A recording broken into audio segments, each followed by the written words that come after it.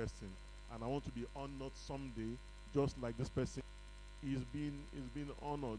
We also have what we'll call our youth entrepreneurship development program, where we also support young people, youths who are interested in joining the employment market through entrepreneurship. So we've done a number of that training both in Lagos, in Delta, and some other parts of Nigeria. We've trained over 1,000 youths in that aspect.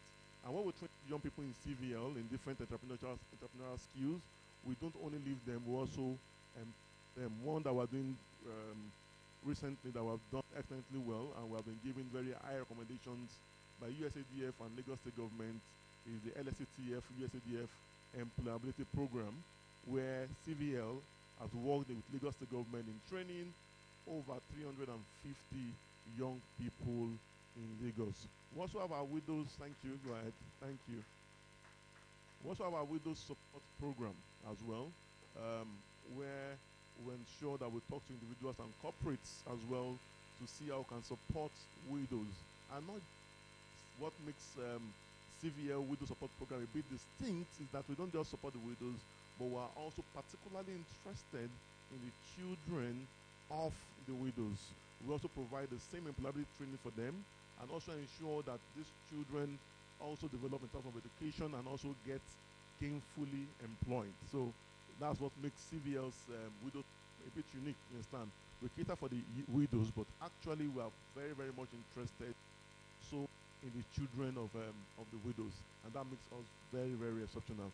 And we have been very, very successful on that as well. CVL also has what we call the RMS room, where everyone will bring well in their fields and bring them right here into this auditorium, or at times outside of this place, and bring young people from all over the country. Listen to these people. We call this speed mentoring. You understand? Speed mentoring. You just meet them for like 3-4 hours, but we'll make sure that within that period they mentor you. And if you do very well, you can also continue the mentorship with those people by getting their contacts, and the mentorship continues. The RMF has also been very, very successful and have been around for more than. And we have people who RMF as teenagers who came as students, but as we speak now, they have also become managers and mid-career people in different organizations within Nigeria.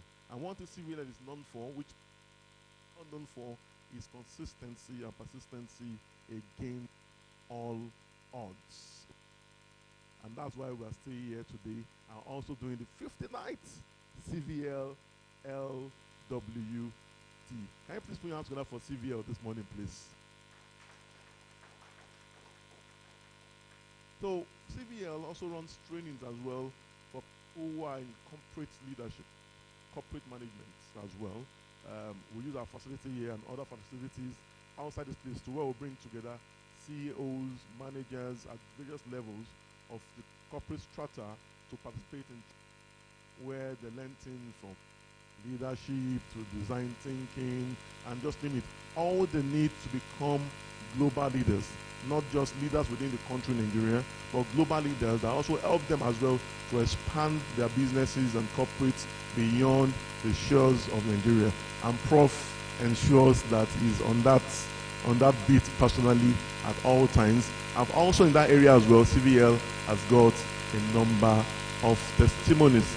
These programs I mentioned are just amidst many other programs or projects run by the Center for Values in Leadership. So please, I encourage you, I will share our handles, Twitter, LinkedIn, Facebook, Instagram, and other handles with us before we leave this event today, and also our website, and would like you to take a look at it and follow us on those platforms as well. So right now, we have to take the opening remarks. I'd like to know if it's online now. Probably online now. That's fantastic. That's great. Good morning, Prof. Can you please bring Prof? Oh, thank you very much. So Professor Patu to me, we're taking the remarks. Like I said earlier, and I apologize on his behalf, that is unavoidably absent.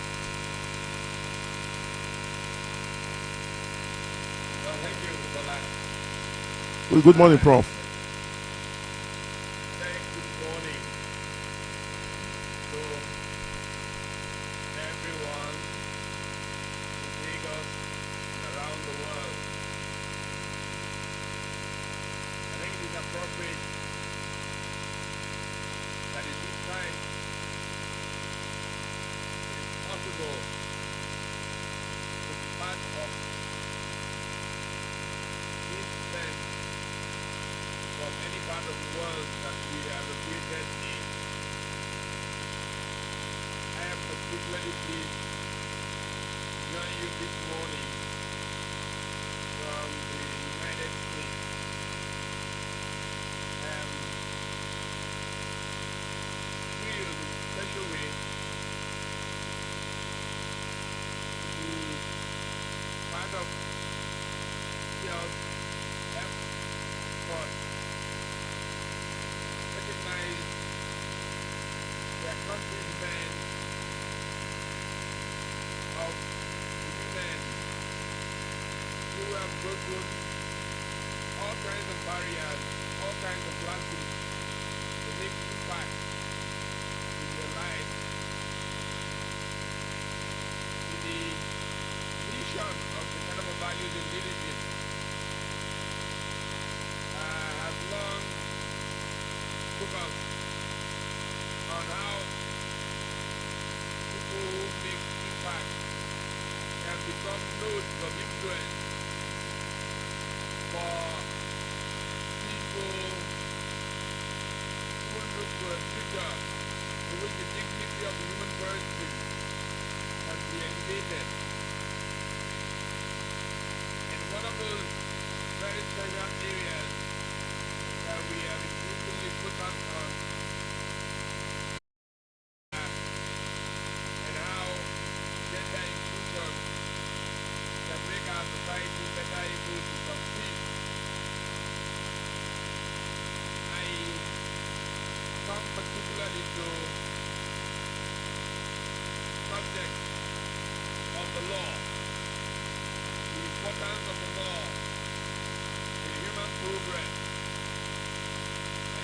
and the character of inclusion in this area of human engagement that has marked how human civilization has gone forward. I think that anybody who looks at how society is evaluated on what leads to human progress will find that increasingly there is a consensus among economists, political scientists, leadership, management scholars, and historians, most importantly, that human progress has been significantly denominated on the strength of our institutions. And the mother of all institutions is the rule of law. And so every society that's trying to make progress has to be concerned about the rule of law. And the ability for that institution of the rule of law to be effective depends very much on the institution. How much those who help build institutions and contribute to the future. So it's therefore that today we honor some outstanding women lawyers and we speak to the subject of institution and the law. I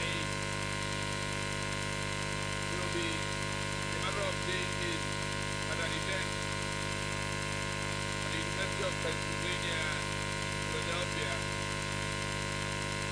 We took them, and that motto is that law without moral is useless. Structured. And I look forward to having a good conversation today. Thank you very much and welcome, and I will participate in this conversation all through, including if I have to share the conversation of want to thank many panelists, some of whom may be online, and some of who, like Dr. Olu Akomo, have sacrificed so much life from Enugu to Lagos to be part of this program. Koke Ubani, who may be online this morning for this reasons and all that. I really appreciate you and also I have been a robust conversation. Thank you all so very much on that side.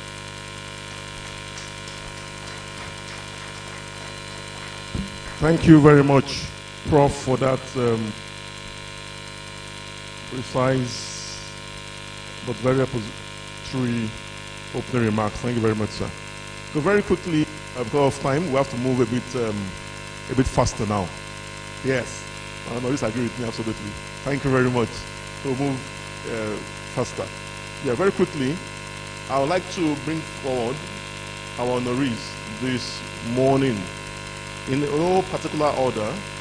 So as I mentioned the name, the honoree will stand up and we'll have a brief introduction virtually as the honoree stands up online or digital as the case may be. Our first honoree this morning that I'll be calling on, like I said, in no particular order, is Mrs. Titilola Akinlawo San, co-founder, SAN, co-founder, Akinlawo and Ajoma Legal Partners. Can I please ask for her, please? Please, can we have...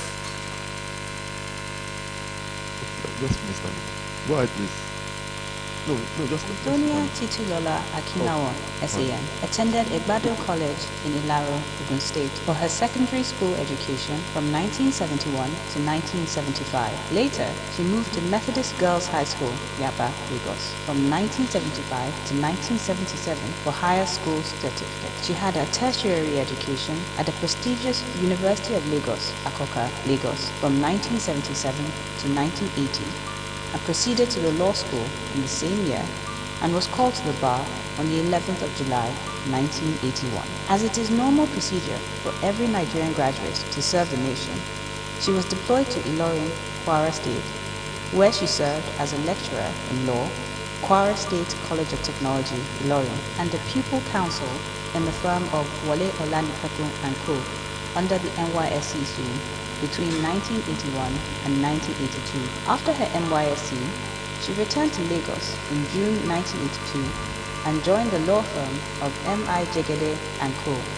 immediately, where she commenced her legal practice in earnest. However, her quest for success and educational pursuit endeared her to enroll at the University of Lagos to obtain her master's degree, LLM, in September 1983.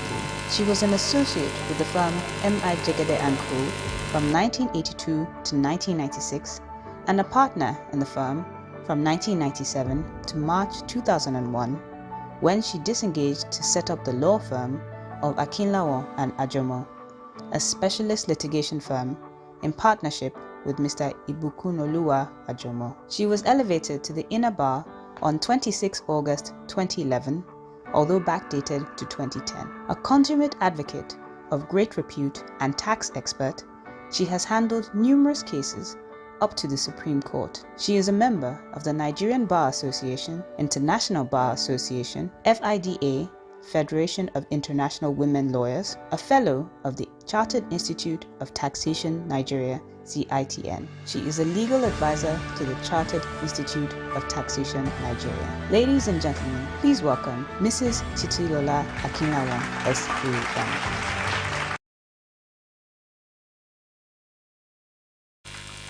You're welcome. Thank you very much. You're welcome, ma'am.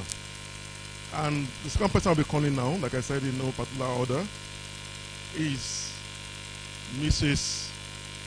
Boma Alabi, ONSAN, founding partner, Primera Legal Africa. Boma Alabi is a senior partner of Primera Africa Legal, PAL. She leads PAL's corporate governance and compliance practice. In addition to being an experienced arbitrator and accredited civil and commercial mediator, Boma specializes in international tax law, maritime law, mergers and acquisitions, and capital market transactions. She has advised on some of Nigeria's leading commercial deals in a number of sectors, including real estate and infrastructure, manufacturing, banking, hospitality, telecommunications, maritime, energy, project funding, and development. She served as the president of the Commonwealth Lawyers Association 2011 to 2013, the first and only woman president in the over 50-year history of this association of lawyers from 54 countries across 7 continents. She was a council member of the board of Royal Commonwealth Society and also served as the chairwoman of the Association of Women Solicitors of England and Wales between 2005 and 2006. She is a member of the Institute of Directors and the ICC. She serves on the board of Alpha International and as chairman of the board of Just Commercial Vehicles Limited and the Shippers Association of Nigeria. In addition, Boma serves as an INED on the board of ARM Harris and Cowrie Assets Management. She is also on the advisory board of Whiskar. You're welcome, ma. You're welcome. Have your seat. Thank you very much. Yes. I'd like to call now on the third person this morning. Like I said earlier, not in any particular order, just using my own discretion. Yes, although in absentia, but she's ably represented this morning, and that's the person of Mrs. Bilikisu Bashir, OON, the Pioneer Secretary of the Federal Judicial Service Commission. She will actually join us virtually, but she's physically ably represented by Mrs. Fumi James. You're welcome, ma'am. Please, can we have thank you. Attended Ahmadu Bello University, Zaria, for her first degree in law, LLB, from 1976 to 1979. She did her NYSC at the Ministry of Justice, Kano, as a pupil state counsel, NYSC. Thereafter, she proceeded to Kano State Housing Corporation from 1982 to 1999 as a legal officer, assistant secretary deputy director, legal. She also worked at the National Judicial Council from 1999 to 2002 as an acting secretary. She retired as the secretary, Federal Judicial Service Commission, having worked in the ministry from 1999 to 2017. She is currently the managing director of Rubric Consulting and Training Services Limited, Abuja, from 2017 till date. She is a member of several professional bodies and other associations, some of which include Life Member FIDA, International Federation of Women Lawyers, Member Nigerian Bar Association, Member Body of Ventures, amongst others. She enjoys reading, writing, traveling, board games, interior decorating, and gardening. Ladies and gentlemen, please welcome Mrs. Bilikisu Abdulmalik Bashir, OON.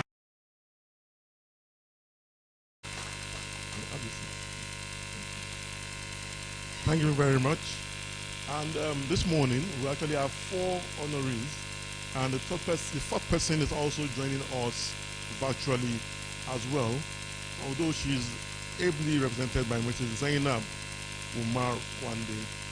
I don't think Mrs. Zainab Umar is in the house yet, she's on her way.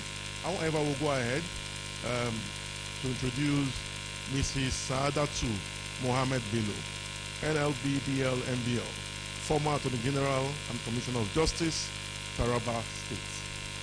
Saadatu Bello, LLB, LLM, attended Ahmadu Bello University, Zaria, from 1981 to 1985 for her first degree and thereafter proceeded to Nigeria Law School, Lagos, for her mandatory bar qualifying certificate in 1985. She had a NYSC at Kano State Ministry of Justice from July 1987 to June 1988. She joined Nigeria International Bank PLC, also known as Citibank, as a legal advisor and customer relationship officer. In the year 1990, she joined Century Merchant Bank Limited as the head, Century Business and Information Center, till 1991. In September 1991, she joined Oceanic Bank International plc and rose to the position of Deputy Manager, Legal Department until 2003, when she resigned to look after her family. In 2010, she was appointed the Attorney General and Commissioner of Justice in Taraba State by the late Governor Dambaba Suntai, and she retired as the Executive Commissioner, Securities and Exchange Commissioner in charge of enforcement. She is a member of Board of Trustees of the Nigerian Law School, member of Taraba State Judicial Commission, amongst others. She enjoys reading, traveling. Please also let me know when those joining us virtually are there. Very important, so that we can pick them up at any point when they join us. I told us earlier this morning, again, you're welcome. Yes, like I told us earlier this morning that the LWT is not just the awards. The award is fantastic. The award is a key part of it, you understand. And the awardees are people who have done outstandingly well in society.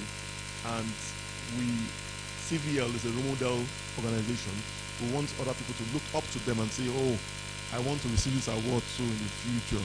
Because when you look at those who have received these awards, they are really, really people of honor and very high reputation. However, another aspect of this event, which is very important, it's the intellectual part, the colloquium, where we're going to be discussing very high level but life-changing and nation-saving intellectual issues and matters. And this morning we have with us our panelists with us this morning. And you know, any order as my pattern is, I will also use my discretion as well. Laughing. So on the panel this morning, we will be having rehabilitation and welfare action. Prawa, Dr. Oju Agomo. You're welcome, man. Can I have your seat, man? So, can I have your seat? Okay, you can. Oh, no, it's okay. It's fine. Fantastic. It's good. You're welcome, man. God bless you. And also, we also have another panelist in our midst also, and this person is Barrister Chuks Eziala, Managing Partner, Chancellor Chambers. You're welcome, sir.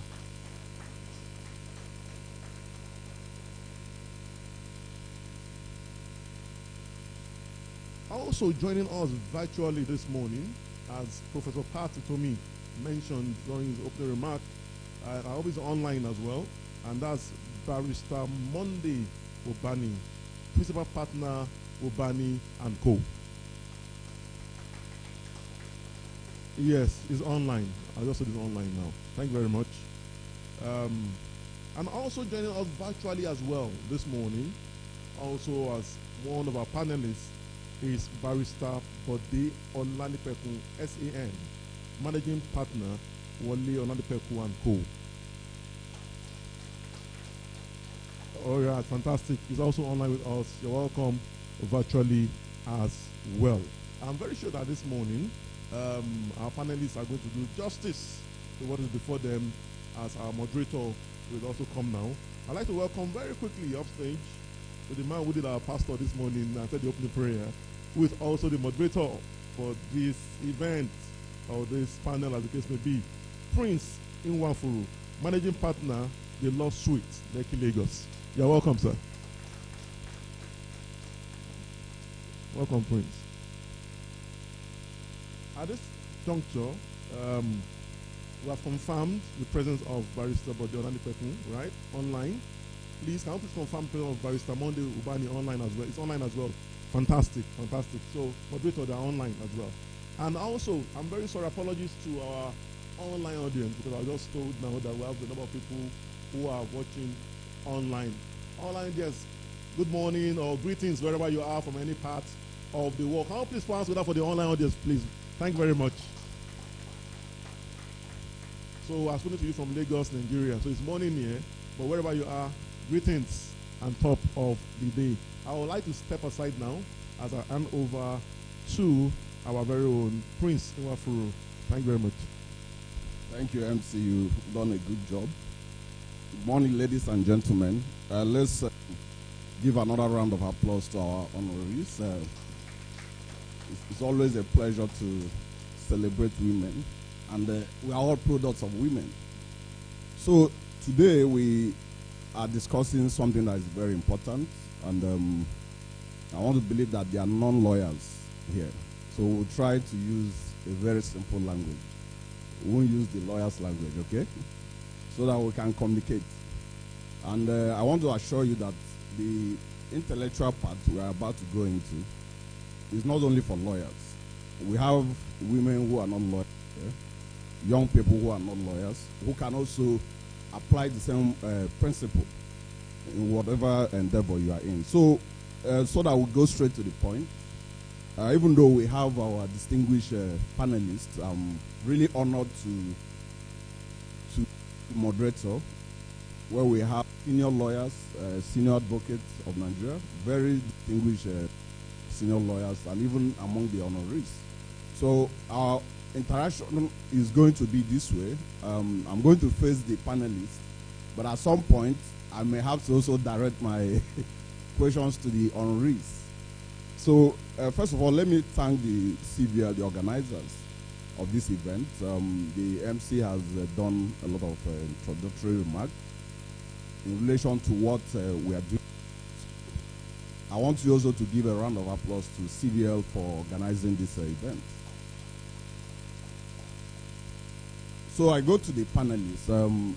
I start with Dr. Agomo, ladies first, like we say. You've distinguished yourself as a woman lawyer and a female lawyer in a male-dominated legal profession. So what did you do differently, ma, that made you stand out today?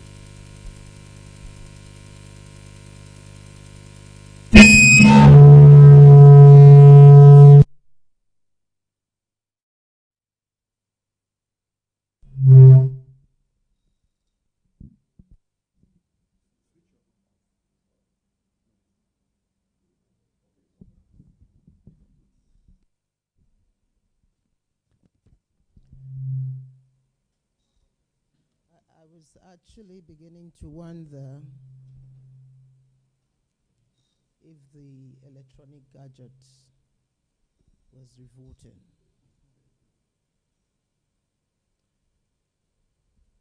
Thank you very much. It is indeed a great honor to be here, and I feel so happy witnessing what we just witnessed, the acknowledgement of very distinguished women in the profession, the legal profession. Now, you asked me what I did differently. How come I'm distinguishing myself in this sector? Let me first start by saying that when I started, all my life, all I wanted to read as a young person, filling in my forms for JAM was to do law. So I had my first choice law, second choice law, third choice law. But I didn't get to doing law. First degree, my course. So the first thing I got was an opportunity to study psychology at the University of Jos. Okay? And then from there, I still had that yearning. Then I went on to study clinical psychology at the University of Lagos. Then I went over to University of Ibadan to study deviant behavior. Watch the type of, to study deviant behavior in sociology. And then I went over to Cambridge to study criminology. And then I came back to study prison studies. And then I went to University of London, Queen Mary and Westfield to study law. And then I came back and did my BAPA 2. What I wanted to say here by giving you that trajectory was that there have always been that yearning, the yearning to make a difference. And you find in law a discipline that provides you an opportunity to change something that you see that is wrong, not only for that instant, but put the mechanism to make sure that that wrong continually does not happen again. So I also saw law as a tool that can speak for the voiceless. I also saw it as a very powerful tool that can humble the rich and the high and the mighty. So that's what I have come to see. And in the space that I have tried, because first, yes, you talk about law, gender and dimension of it, but also when you talk about justice sector reform, more so correctional service, for what many people used to know as prison. It was when I started working in that area, running an NGO in that field, literally there was no one. And no male, not even many people. And then people came and kept asking me, why are you doing this? So what I could reflect on is that I happen to be the last born in a family of 5.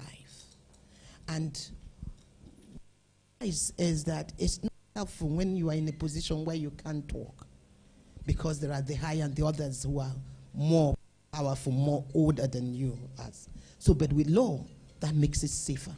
And that's really why I'm doing what I'm doing. And that's the beauty of this great profession that God have endowed us with. Thank you. Thank you very much. That was very insightful. And I'm happy that I started with you. Let me go to Mr. Olanipeku SAN, joining us via Zoom. Is he on? Yes, I am. Oh, thank you, Leonard Sig. You are the managing partner at Wole Olanipeku & Co., a very great law firm. I have 2 questions for you, sir.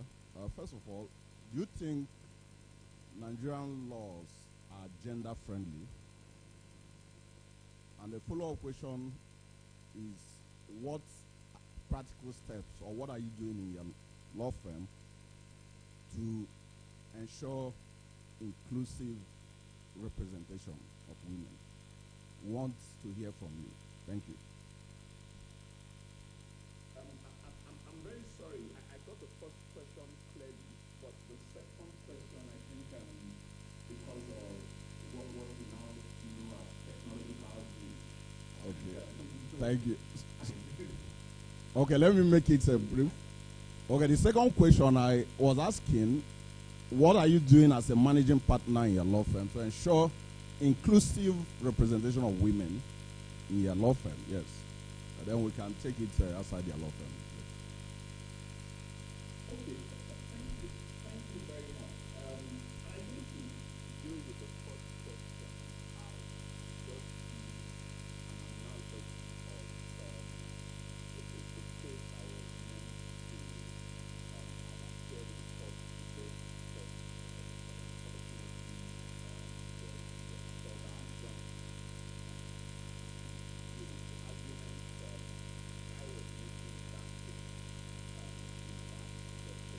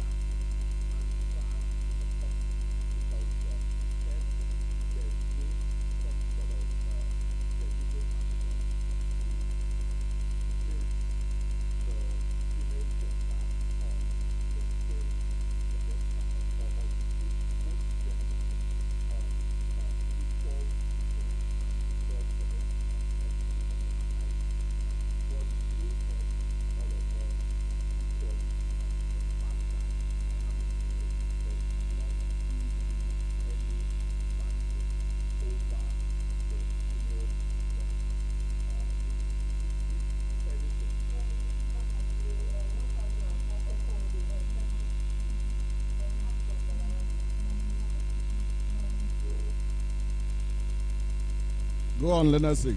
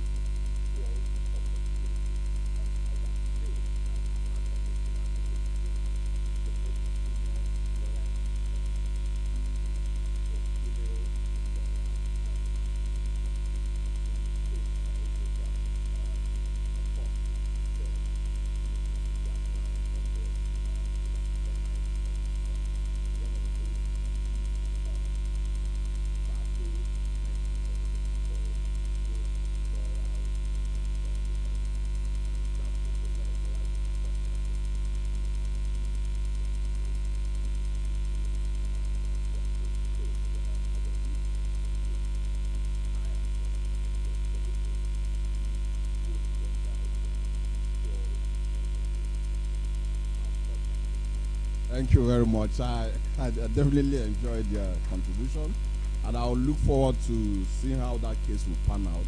I'm very interested in the decision of the court in that case. Mr. Ezalawi, sir, I've known you, I've followed you as a mentor as well, and I know you are very active in you are a barman. I mean, like we often. What have you heard say about the challenges facing the female lawyers? I mean, I can give you an instance. These days, when you are recruiting for litigation, the tendency is to say male lawyers, because they are the one that will do the strong work.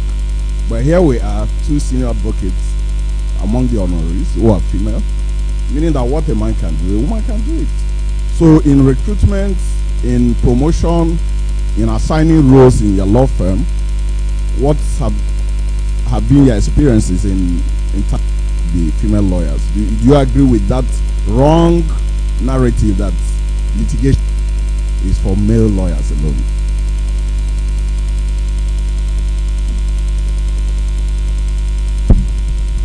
Thank you, and thank you to CVL for this wonderful opportunity to be in the midst of females. Very wonderful people. And sometimes even when we start saying that we're I think there are better species of human creation, because if you look at the Bible, maybe God saw some mistakes he made when he created man and did a finer job in women. So I congratulate the females that are being honored today. Now, be that as it may, yes, in fact, if you look at the firms today, if you look at most law firms today, the female lawyers have dominated the law firms. I may not have statistics to point at immediately, to corroborate what I have said. So sometimes when you see people saying they want male lawyers, it's because the females, maybe out of 10, 8 are already females. So because they are more rugged, they are always there, and then for the firms to do gender balancing, they bring men now in. That is what is actually happening. At least that is my experience. However, we also know that there are challenges. These are the mothers, particularly the younger ones. So the challenges in the profession may also be that the younger ones, as they do the natural role assigned to them by God, bringing people into the world, it also have some challenges in the firm. So you see that there are some firms that may have many young lawyers, and this one is pregnant today, the other one is taking care of the child, which you need in the society. So he also or she also wants to have male lawyers that may have relatively less distraction from the great role the women are playing. That is one. And then secondly too, some firms may also say, oh, if I have only female lawyers, and you know sometimes our work may take till 10 p.m., 11 p.m., the young ladies will also take care of their families, otherwise there will be a problem. So they now want to have that mix. So I do not think that the firms are low, because I can't think of any firm where you have only male lawyers working in today, except it's just 2 or 3 man firm, but I don't think of any now. So I think firms are looking at the challenges. But take it everywhere, whether in the banking sector or anywhere, you see that the females are doing greater work. In fact, they are the people that you may want to trust more, you know. So I think I give it to women that they are doing wonderfully well. Thank you. A round of applause, yes, thank you. Let's go to Mr. Monde Ubani. I don't know if he's live with us. Are you there, sir? Okay. Oh, thank you, sir. Thank you, sir. Sir, you've occupied a very big post in the Nigerian Bar Association, and you've continuously been very engaged in bar activities. So what do you think, and I'm aware that recently, I think last year, the Nigerian Bar Association came up with what I call sexual harassment policy, which is to address one of the challenges facing female workers in our law firms and organizations.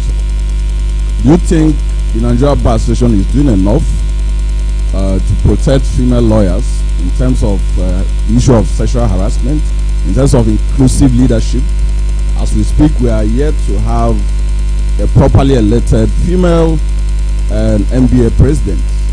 I mean, the last one we had, we know the story behind it.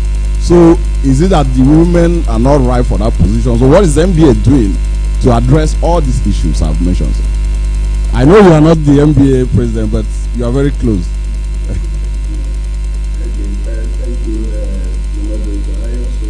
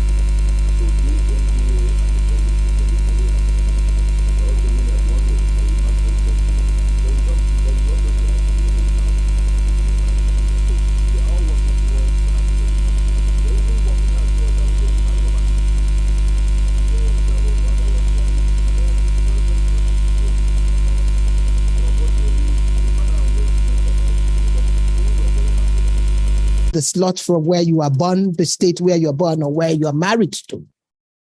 I will tell you, the last, not this one, I attempted to get into politics for a position of power. And a lot of time people kept asking me, they kept wanting. So the one particular instance, the gentleman who I respect greatly came and told me that because I couldn't speak a particular accent, not that I couldn't speak Igbo, but because he wondered, how come I couldn't speak the Igbo of the particular part? Therefore, that I should take time to go and first study that before coming out to say I want to.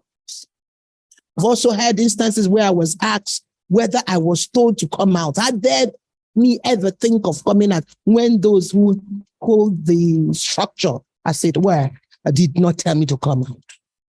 So you kind of find a situation where, and that's why I like the team about those who break the glass ceiling. And please, do you mind? I want to pause and just ask you to join me to celebrate these women again. Just to, I feel if you now wish you know how happy I am looking at them, because it's not easy. Let me tell you, it's not easy to break those ceilings. And it's not just one ceiling. No, there are many. And any country that recognizes the importance of women, recognizes that God himself, as you have said, have gifted women with such ability to multitask, and being able to multitask, it also comes with some intrinsic values. That's what is making a difference in Rwanda. But until we get to that position where we understand that the value that women bring at home or from their experiences at home, and the value the women bring in the workplace, and how that can also help us even in the wider politics, until we begin to recognize that we can't go too far. So all of the discriminations you see happen, and how that also affects the attitude of the women, the belief in themselves, the productivity of the women, the ability to be given a space to, express themselves. All of those actually, at the end of the day, yes, it affects the women, but even the society is the greater loser. And any society, including this one, which is Nigeria, the great country of Nigeria, until we recognize this importance that the women can bring and give them the space that they require to be able to make that contribution, we can't go too far. And it's not just the woman not being a president. It is also about a woman not ever, many of them, if you look at many of the agencies, if you take the security agencies, maybe with the exception of immigration, and maybe I think NDLEA, no other women have been. No woman have been an inspector general of police. No woman have been the controller general of corrections. No, the list is endless. And it is not that you don't see women who can function in those levels, perhaps are more better than those you have. And then who loses? All of us do. Thank you. I'm learning a lot. I will now go to the honoraries permission. The learners, you are also supposed to be part of the panel, but I decided to break the protocol to come to the honoraries. Let's hear from them, because they just showed the thing on the screen. We didn't hear from them. We don't even know whether they believe in what they said there. So we want to hear from the honoraries. And I start with Mrs.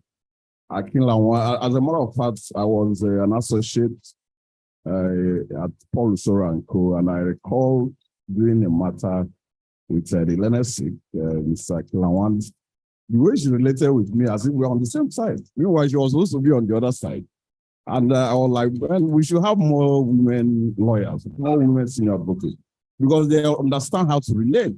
Lawyers tend to be very aggressive towards the opposite side or the opposing side, but Ms. Akila was like a mother.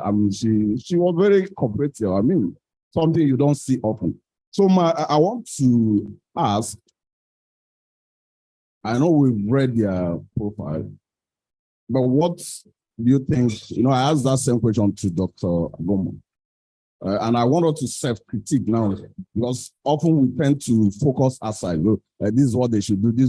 What should female lawyers be doing to be like you? Because often we can't blame the society for all our wrongs. So we should take part of the blame. Why are not, why don't we have so many of you out there? And what can the female lawyers do to be like you? Because it's not like you got any subsidy or any special help. Yes, so why can't we have more female lawyers doing that part? Well, I must say outright that being a female litigator does not come easy. As my brother, Mr. Iziala, had said, the natural phenomenon of a female would really affect the productivity of a female litigator. Well, I've always been a litigator. I don't take corporate matters. I don't do transactions. I've always been a litigator. And from the profile, you will see that the law firm that we started is a specialist litigation firm. That's all we do. And I found out over the years that we've had female lawyers and we turned them over. And you see that basically it's a tough world out there in litigation. For a woman to remain in litigation, you must be a tough nut. You imagine that you spend nights preparing for your cases because, I mean, for me particularly, I spend most of my time during the day talking to people, but it's in the nighttime that I will prepare for my case to go to court. And the conditions are not too conducive, I must admit. You get home, there is no lights. You can't put the generator on past a particular hour. You have to take care of the children. Your husband is still there. I mean, I look at it, some days I may not have any sleep at all. And another thing that I think might be a problem is the home front. If you don't have a supporting spouse, that already is a no-no. One may not be able to go far. But I was lucky to have a supporting spouse that will take on some of my responsibilities at home. I remember a particular situation during the failed banks tribunal that we had planned the holiday, we bought the tickets and what have you. And the tribunal told me nicely that this is a tribunal. Tribunals don't go on vacation. So the trial must go on. And I was prosecuting on behalf of my firm then. So, and I don't know how to manage and balance everything. So it was my husband that was there helping me along the way. But because for like the 21 days that the trial took for the prosecution and the defense, I hardly had a sleep because I was racing to prepare my final address so that I can go on my vacation. My children were already abroad. I needed to catch up with them. So I recall that those days when I get back from the tribunal, I would sit at my desk and scribbling, writing. And my husband will wake up and said, well, do you want tea? Okay, I can make you tea. You bring me tea. I will still be there writing. In the morning, I will sit on the chair, try to doze off to get my balance again, to face the tribunal, you know, like that. So it's not really very easy if you don't have somebody to support you. As a woman, for you to be able to make it in all ramifications. I mean, people ask me the question every time, how have you been able to raise successful children, maintain your home, get to the pinnacle of your career? I say, well, I have a network of people around me that have been there to support all the way. And another problem that the female may have to get to this point is lack of discipline. A lot of us are not disciplined. We don't keep time. We don't manage our affairs right. You must be able to compartmentalize. At this time to this time, this is what I should do. Between this period and that period, that is what I should attend to. But a lot of us were so like a Jessica. It's we go along, as we go along, we get along with it. That's not the way. It must be well marshaled and programmed. For me, that had been my life. Too like that. We have to be disciplined, highly so too. So Thank you. As a follow-up question, before I come to Ms. Alabiese, what role does mentorship play in this regard? Oh, a lot of it. You know, I looked at people ahead of me. Like Mrs. Herat Balogun, she very highly disciplined litigator, and she still goes to court even at 82. And it's simply because she really very disciplined, is and dry. This is the way this must go, and that is the way it has to go. I have the first female SAN, Chief Folake Shulanke. You see that even at her age, she's always well turned out, and her level, so 91. Now, yes, she's now 91, and you see that she's well turned out. And when she handled those days, at least I met her active in practice, you see that her notes are all together. All her points are well laid out, and I try to emulate that. And I have had to mentor a lot of people in my chambers. And this is the way it has to go. This is what you do. That is how to go. Even people that are not in my chambers, my people in FIDA and the Society of Women in Taxation, I do a lot of that. And it goes a long way to help.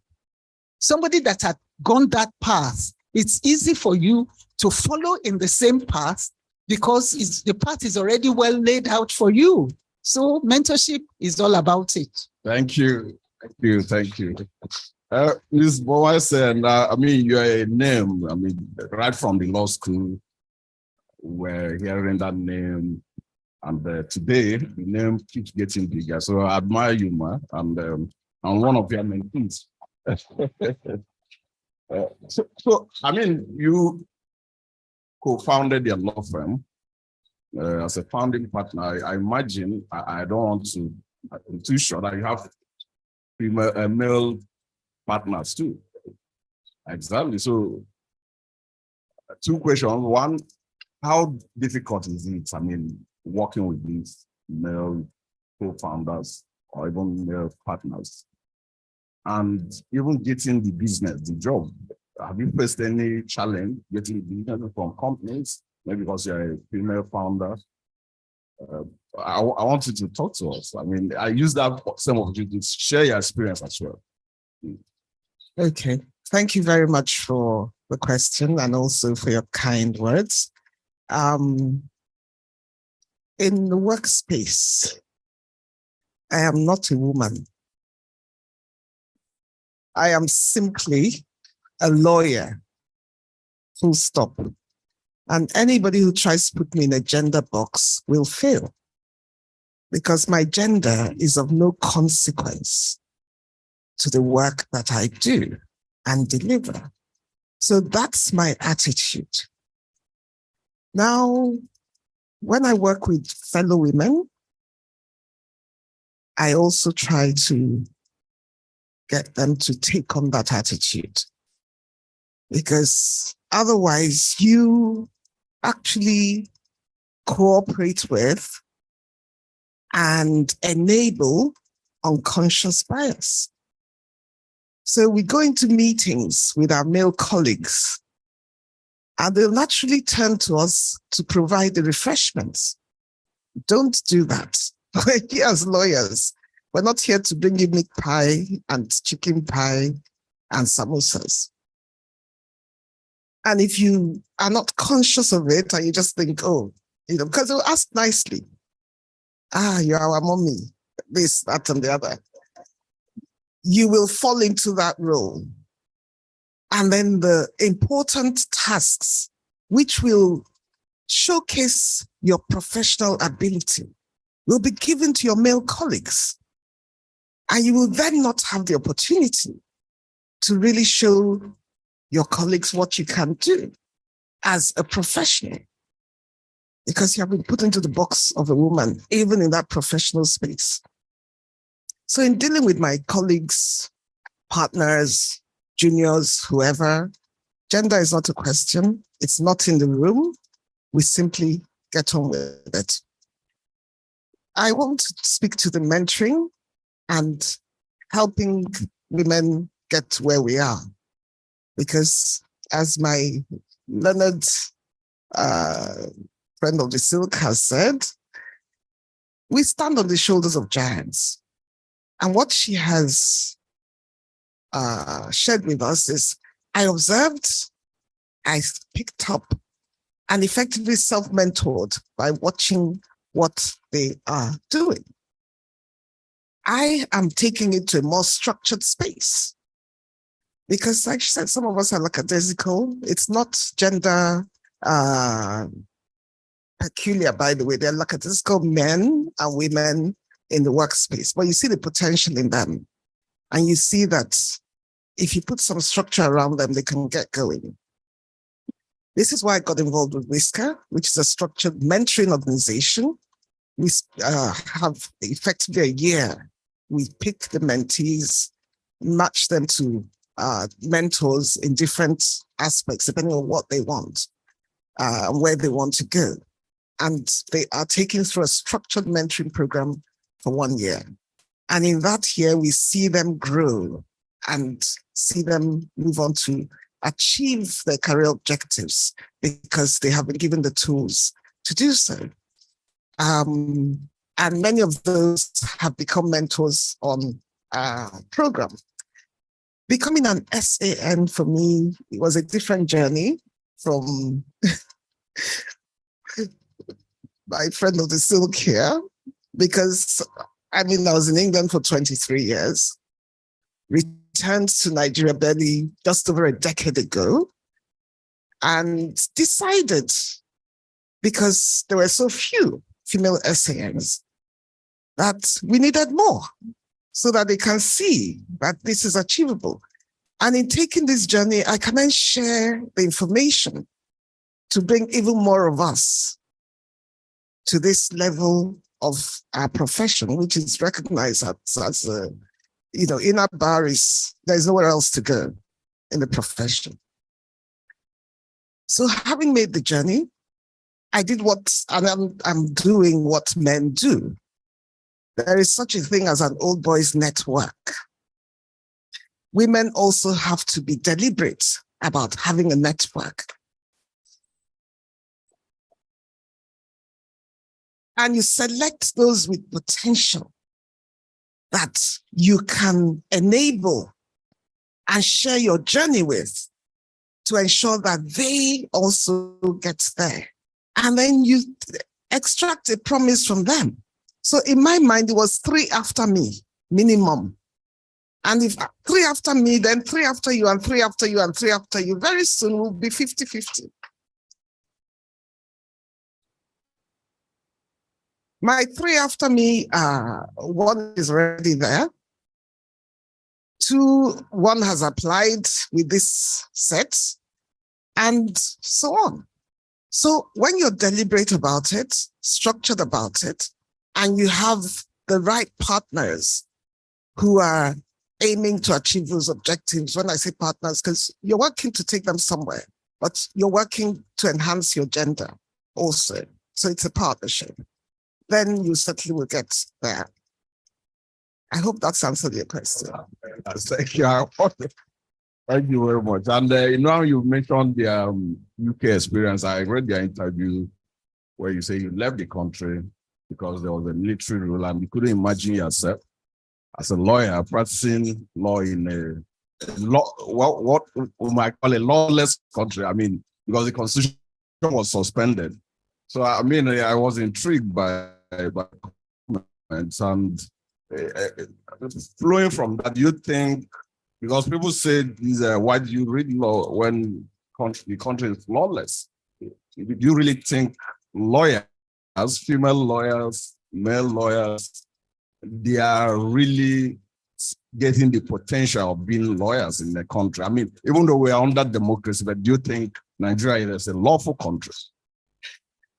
because I say that because of what we hear, both from lawyers and non-lawyers. Why do you read law in Nigeria? I mean, where the rich will break the law and go free.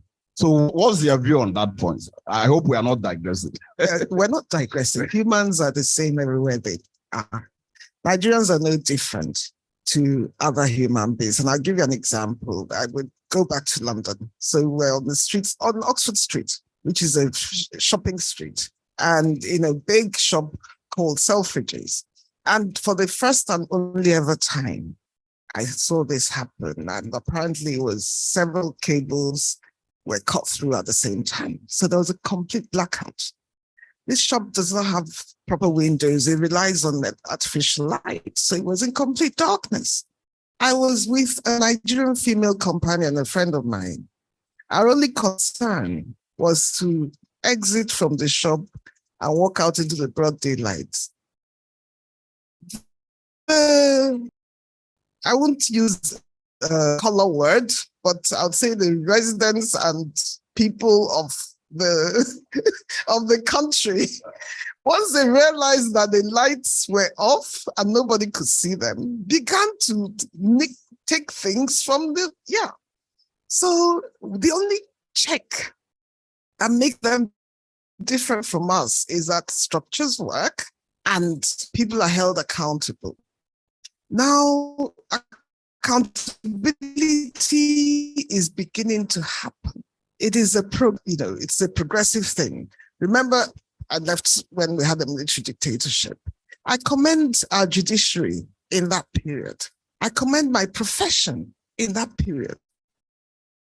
Because the judges were very, very courageous. And they delivered judgments trying to enforce our human rights. And even though our constitution was suspended, some of those rights are just innate to be, fundamental human rights, which do not have to be encapsulated in the constitution. What do I mean by that? The constitution does not give you the right. It only says, this is what it is. By your mere humanity, you have those rights. So they had the courage to deliver judgments. The only difference was they cannot enforce the judgments. It is the executive that does. And of course, the military dictators were not going to enforce those judgments. The Turkeys will not vote for Christmas. You've given a judgment against me. Why should I come and enforce it? So that was what was happening. Now we are making progress.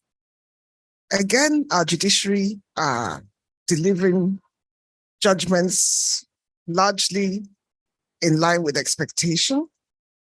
Lawyers largely are I was in court this morning. I had my EA here monitoring events. So if we had started at 10:15 a.m., I would have been here probably dressed in my coat wear. But because she said, look, it's still empty, I could dash in. And so we are there, we're working hard.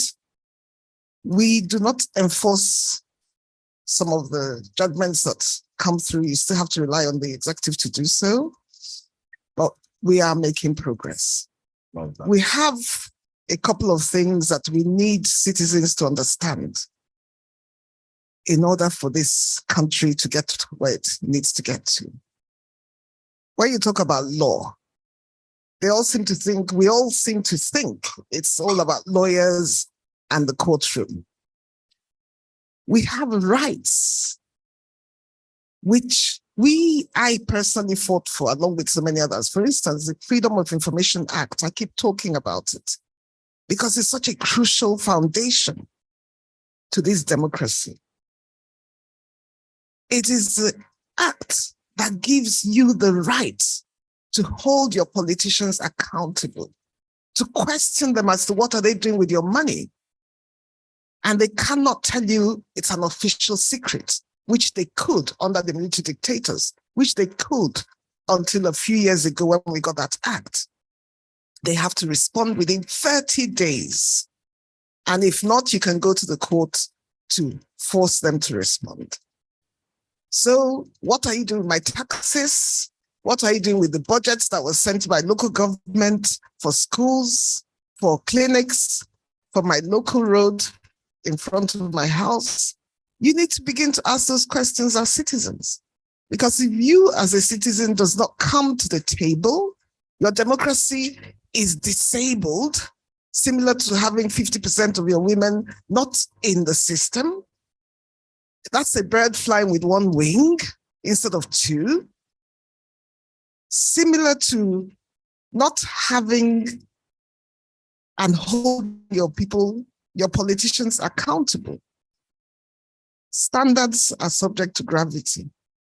Thank you. The citizen must be at the table for the rule of law to actually work and for democracy to work. It's not just about lawyers. Very true. Thank you. It's been, I hope they enjoyed the event. So if you have any question, please keep your question. We'll get to that. I'm mindful of the time, and this even has been a knowledge packed session for me. Mr. Zala, I would have asked this question to Dr. Agoma, but I wanted an objective mind. I mean, what, not like that, but because something touches on women. So I want to have a male, maybe I will come back to you, a more nuanced response. So there are issues around judges or court asking ladies to mention their marital status when they are announcing their appearance. There are issues around whether a judge should be addressed as your ladyship, my lord, as the case may be. I mean, Mr. Obani had noted that we didn't have that distinction initially between man or woman.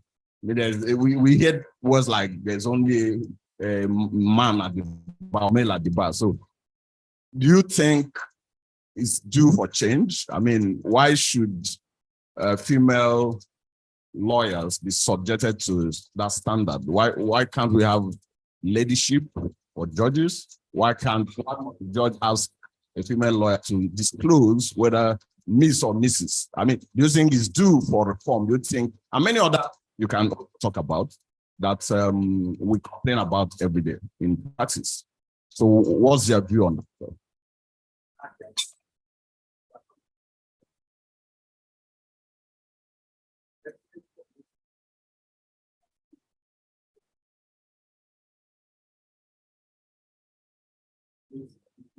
Marital status. When a man gets up, nobody asks that question. So I think it's right time when we suspend that. Whatever, if you must ask both parties, ask the man, ask the woman. So I don't know what you really intend to achieve. That is one. And then on the other side of whether somebody wants to answer my lady or lord, you know, these are also personal nuances that comes into play. Some judges say, address me as my lord. Some judges say, you know, the position of my lady, her ladyship, or whatever you have. I think we should even go to the extent of saying your honor, and we move on. Because what is the meaning of my lady? And when you address some judges as my lady, you enter into trouble. Because how? Am I your lady? How? You know? So I think when you get into the etymology of the word lordship, you know, you see that it shouldn't actually be ascribed to only a man. Yes. Otherwise, because you will also see a situation where sometimes they say esquire, and they were using only men esquire. But today, ladies are also going by that too. So we should have a uniform system of addressing, just like my dear sister, Alabi SAN said, within the profession, you're a lawyer. Gender does not exist in the profession. And if we say that gender does not exist in the profession, we simply have a particular way of addressing. Whoever we see here is a lawyer. We want to say my lord, we go by my lord. We want to say Esquire, we go with that. Whatever we want to go, I think, because these are the issues that also bring up, you know, some of the problems we are having. Somebody will say gentleman on skates. I don't understand it too, you know. And some people may also say lady in skirts. So for us to have a good baseline, let us know that this is a lawyer, this is where we are going, and there shouldn't be all those issues. It's only when there are a few things we want to do, you can look at some of the natural things that assist us, just like we stated in the work. But that is as you know, it applies. But those mentionings, we should be able to get into it. And may I also, because I don't know whether I'll have an opportunity again to also once more congratulate they have just like you said, they are great mentors to many of us. They have organized programs. My dear elder sister will always be there. Whenever you call her, she will always be there. I mean, this is a pity, you know. And then we also thank the husband too, you know. So you can never. I mean, he's a very wonderful man. And then my sister, in fact, I was going to see her today again too, because whenever we have programs too. So these are people you see, when you call them, they are available, more available than even the male counterparts, you know. So whenever they give you what they have, you will understand. I mean, on many occasions, we've called them to come and assist us with the mentorship, and they're always ready, always available. They give all their time. They give all their talents, and I celebrate them. And the ones that are represented from the North, because when you understand what they go through in the North, where you have more segregation, you know, one of the honorees was Attorney General, you know, the other one rose to become a secretary in the Judicial Council. So I know what many of our ladies have gone through, or what they are going through, and we must continue to celebrate them, and we can never over-celebrate them. And I think the younger ones will look at what is happening. The younger male colleagues also should also look at the fact that these are special breeds, and we must respect, we must accord all the honors that we do. Thank you, my brother. I don't know if we have Mrs. Bashiri on.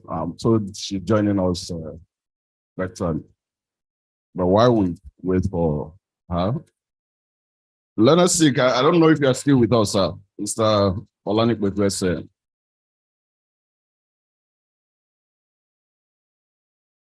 Okay. Okay. I come to you again, sir. Can you hear me? You are muted. Okay, maybe we'll come back to the LWT. Mr. Ubani, are you there, sir? I am here. I'm here. Oh, thank you for your patience. Oh, Dr. Ubani, I'm so sorry. Sir, this is like the concluding question. We are mindful of the time. We've highlighted some challenges here, and I always talk about the role of MBA because you have been there, and you talk with the leaders of the bar as well. We've highlighted issues around sexual harassment, and I know MBA is doing a lot in that regard. I mean, the other values or other practices that we've seen government giving maternity leave to women, or even today we have a paternity leave as well. So yes. I don't know, sir, how do we institutionalize some of these practices? I know when some of these principles are codified in terms of rules. Today we talk about remuneration for lawyers. MBA is getting involved. How do we get MBA more involved in codifying some of these practices that will assist our ladies, our women in building their career? And I talk specifically about maternity, for instance.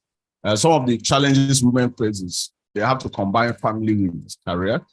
And if you as a law firm, if you don't take this into consideration, I've seen instances where they say once you get pregnant as a woman, the organization will start treating you like you're of no use. So how do we get MBA involved to codify some of these issues around women? I mentioned maternity leave, but that's not the only one. There could be other things.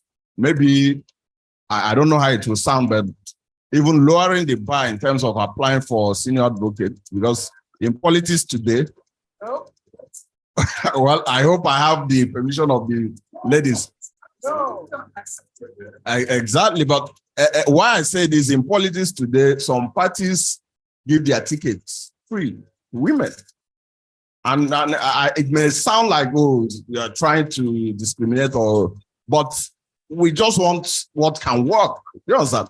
I know it may not sound good in the ear, but I'm struggling to put the word across, like what can MBA do as a body to assist women, please? Yeah, thank you. I'm very happy that one of the Amazons have raised a very serious objection to that line of question. I don't think that women need any such special waivers. I mean, we're asking about the Senior Advocate of Nigeria, whether they will lower the standard for them. No, they won't even like it. You know, people like those who you are honoring today, who have worked so hard to attain to the level they have, despite whatever you think is the agenda. They have the same head, they have the same ear, they have the two eyes, all of us, they have two hands, and they feel that, look, there is nothing a man can do that we cannot, and they have proved it. They prove it with the level of their attainment, and you see the hard work they have put in life, that have even made the Center for Value to recognize and honor them today. So my take is this. I don't believe in patronizing women. I don't even believe in lowering any standard for women. Most of them will be very angry if you even contemplate that. They want a situation where you give them what you call equal footing. What our women require to succeed in life is equal footing. What has happened over time is that our women are discriminated. Starting from the old time, when it comes to who you will send to school. Instead of sending women to school, you prefer the men to go to school. But today the game is changing, and we see our women are, really, really dominating almost all the professions. Somebody has mentioned it. They have many more lawyers today, female lawyers than male lawyers. If you go to the campuses, those hostels that used to be male hostel in my University of Nigeria that I attended, I went back to that time and they say my hostel is now being occupied by women. Virtually all the hostel men were, in the 80s. Now it is women that are there because more women now are exposed to education. So I think that what the women require, my brother, if you ask me, and I'm speaking from the heart, from my heart, is that they should be given equal footing. Don't discriminate against them because they are female. Give them that equal footing. They are ready to excel. They have the capacity. In fact, women multitask. My sister there, sister Dr. Agomo, sometimes I wonder the kind of strength this woman will have. I'm not surprised that she flew all the way from Enugu. I'm sure she was there in Enugu for a program. Before you know it, now she's going to Abuja. From Abuja, tomorrow she's in London. She's all over the place. And I appreciate the husband who has shown some tremendous, understanding. So the women are capable. They have the capacity. They have the strength. They have all the things that you think that men have. The only thing they require, and that is what men should be advocating for them, is that let them be given equal opportunity. Don't lower the standard, because if you do, that will be insulting them. That will be also probably doubting their capacity to attain what men have attained. So we don't need to lower their standard. We don't need to do anything in order to give them special consideration because they are capable, but give them that equal opportunity for them to excel, and they will excel even more than men. And that is the reality. They multitask. They do more than men, and that is the truth. Thank you. Thank you. I apologize again for raising that. So, but again, you understand the context in which that question was asked. I don't know if Mr. Olanipetu is with us now, the closing question. or the last question for him. If not, oh, thank you, sir. Amen, and I'm so sorry. I just had a quick emergency that took me off my seat. I'm very sorry. Well understood, sir. Thank you. Yeah, more like the last question. What can male lawyers do? I mean, we listen to the Leonard Sig. I hope I'm getting the name correctly. Talk about the support the husband provided. And as a male-run law firm, what support should law firms be giving to women, husbands who are lawyers or even non-lawyers? What kind of support do you think we need to give our women? I mean, we've talked about not lowering the standard, but they do need support. I mean, I mentioned about maternity leave, for instance. When a woman is pregnant, it shouldn't be treated as a piece of shit. I've seen that happen in organization. Once a woman who once was very hardworking gets married, and you tend to think the productivity will go down. So what kind of support system? And I know today law firms even have provided, some big law firms, I know not all law firms have that capacity, have provided even a crèche for female lawyers where you can have that kind of support. So what should law firms be doing to support our women? I just want you to speak to those very issues. Thank you very much. And you know, when Mrs. Boma Ozobe Alabi was speaking, you know, from my seat, I was just shouting, "Sister Bombs, Sister Bombs," because you know, that's some pet name for her. You know, it's a mentality thing because look, just take it exactly as Leonard, Senior Advocate of Nigeria, Sister Bombs, has put it, that she is a lawyer and does not see gender as any inhibition or basis for any extra advantage. So if we're able to build lawyers into that mindset space that, you know, my gender is neither a disadvantage or license for additional you know, latitude of benefits, then it just frees up the mind and everybody is able to excel beyond limits or beyond the borders of glass ceilings, as it were. And I'll give you a personal example of myself. I mean, my wife is at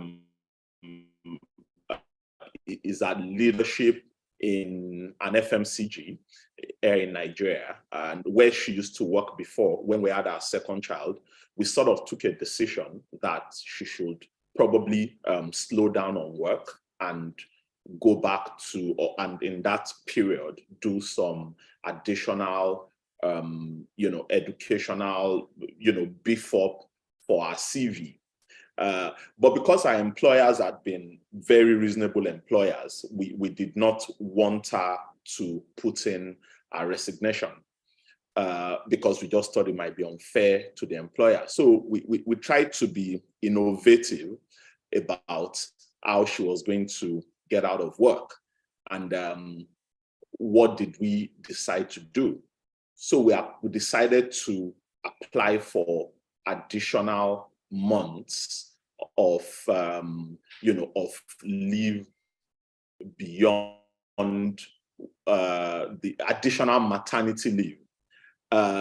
You know, the surprising thing was that our employer approved the additional months of maternity leave. So we thought the employer was going to come back to say, okay, you know what, you're asking for too much. You might just as well put in your resignation. But, you know, the employer said you could take as many months as you wanted. And this was pre-COVID, when working from home was not as popular as it was now. After the additional months, they then offered her the option to work from home and work less hours once she was able to give the assurance that she was not going to drop on are expected work outcomes. Eventually, when she was going to take a decision years later to leave, that it was time to move on from that employer, I was the biggest lawyer for our employer, telling her that, no, you can't leave this employer because, they've been very reasonable with you. They've been very accommodating.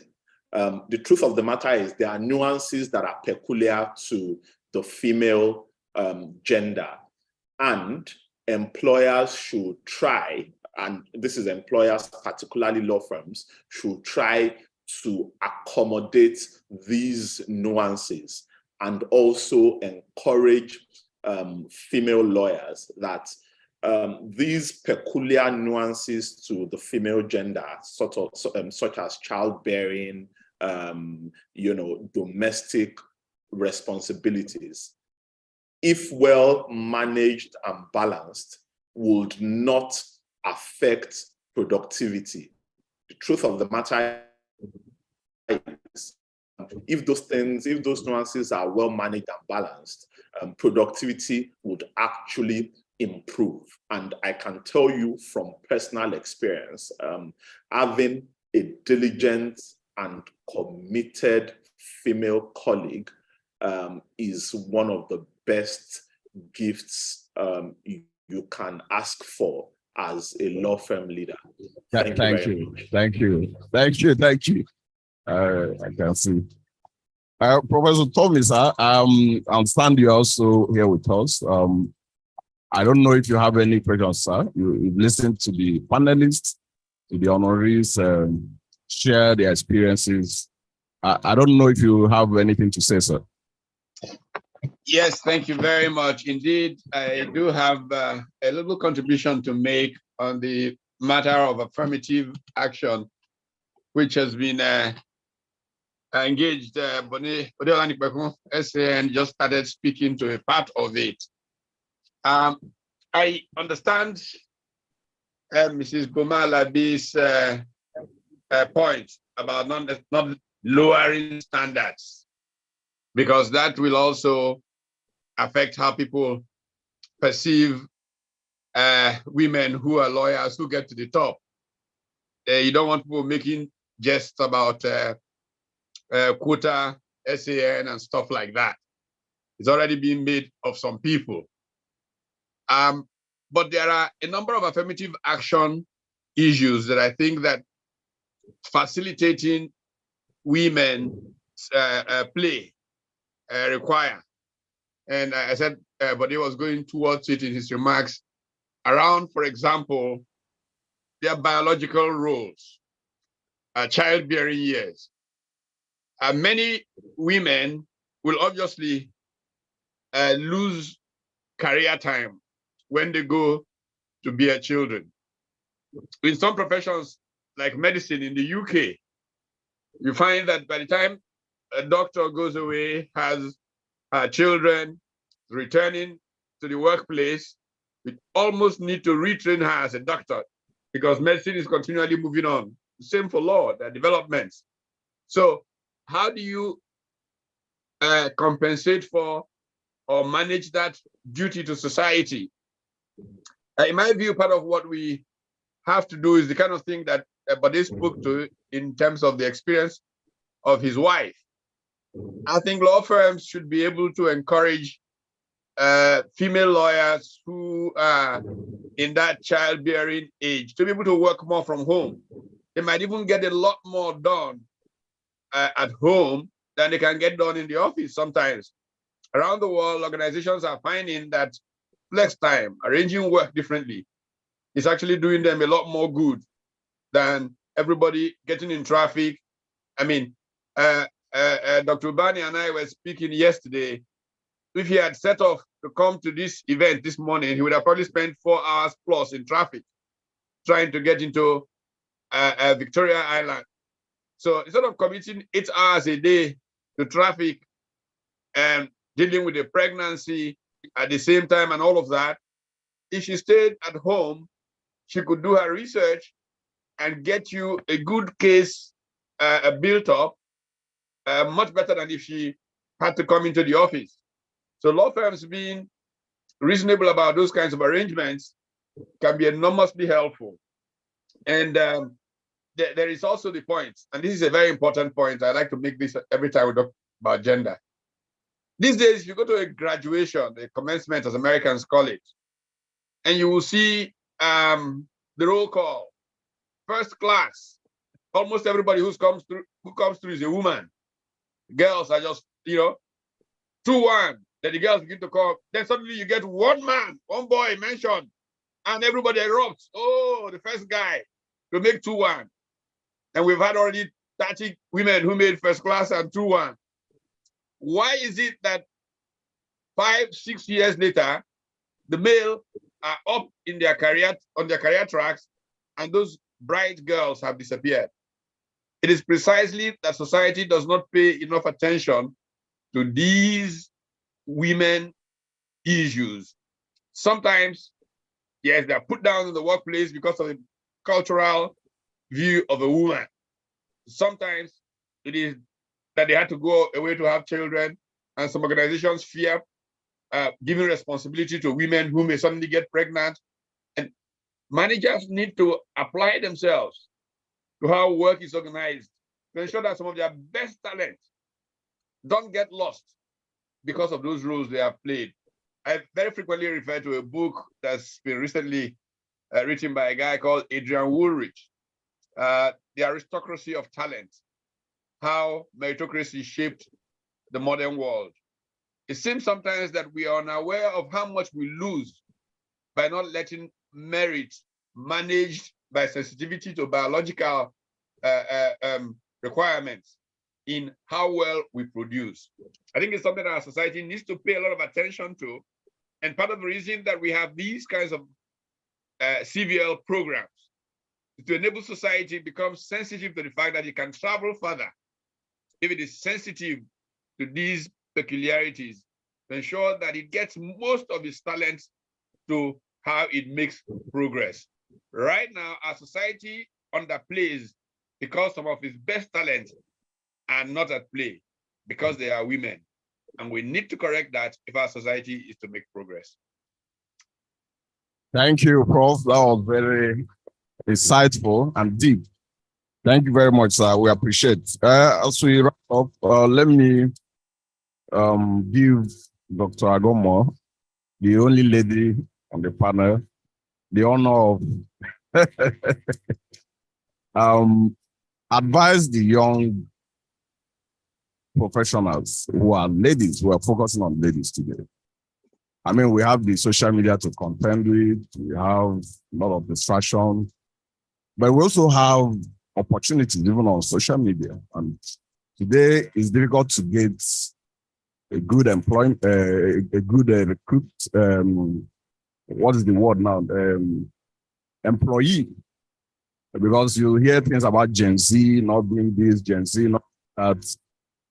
So what advice you have for the young female lawyers? I mean, given that the society has changed a lot of ways with the impact of technology. And I also want you to, in closing, before we give the audience the opportunity to ask questions, what are these career opportunities? Because we always talk about law and we look at it from the middle of litigation. There are other career opportunities that female lawyers can also take and shine. So I want you to quickly conclude on that note. Thank you. Thank you very much. I think a lot has been said. The one thing I really would like us to keep remembering is the power of words. There's something in the name. So when you read a piece of legislation that describes a position in the terms of he, the chairman, and all of that, and you may think it doesn't matter, and oftentimes some women will grow believing it is okay. And this is about the word flow. So what that does is that in your mind, you see it as something that is a place for a man, and anyway, a woman happens. So I think that is wrong. We should probably look at gender neutral terms including in our drafting method, gender neutral terms. So, I mean, I wanted to flag it because there was an media you have mentioned that earlier. So having said that, the other point is about what the society contributes in making the woman the female. Now, what was that journey? How did that female lawyer see the possibilities that are in life that are there? So the first thing I must say is that you must believe in yourself. There is a program we started about 6 months ago, doing mentoring for law students from the university in Kogi State, at their state university and Mass runs. And a joint venture run by a group called Living by Design Justice Fellowship. And basically, that also providing opportunity where you have people who have made it, talking to young lawyers, or rather students who are still in school, to understand the issues. And just last Saturday, one was asking a question, said, I want to, actually there were two of them. One said, I want to get into forensic science, but I don't see where they do such a thing in Nigeria. Now, if I graduate as a lawyer, how am I going to do it? The other one asked the question about paternity. So I think there should be more of those spaces created. In the schools, there should be more of those spaces created. And they should begin to look at people who have, excelled, not just working in the core legal profession, but maybe some lawyers working in different countries. And you then ask, what kind of opportunity, what kind of jobs do they get into? Technology is key, and I think it's important that they begin to learn and see how they can use technology as a solution in different things. But also, I think there's importance of them looking within themselves. And if they have not read, one book I would recommend to them is a book that's called Purpose-Driven Life by Rick Warren.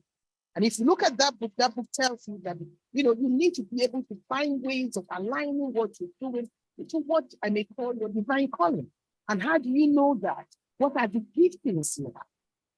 What are your abilities? What kind of personality? What kind of desires you have? And more importantly, what kind of experiences have you gone through in life? Because all of these are woven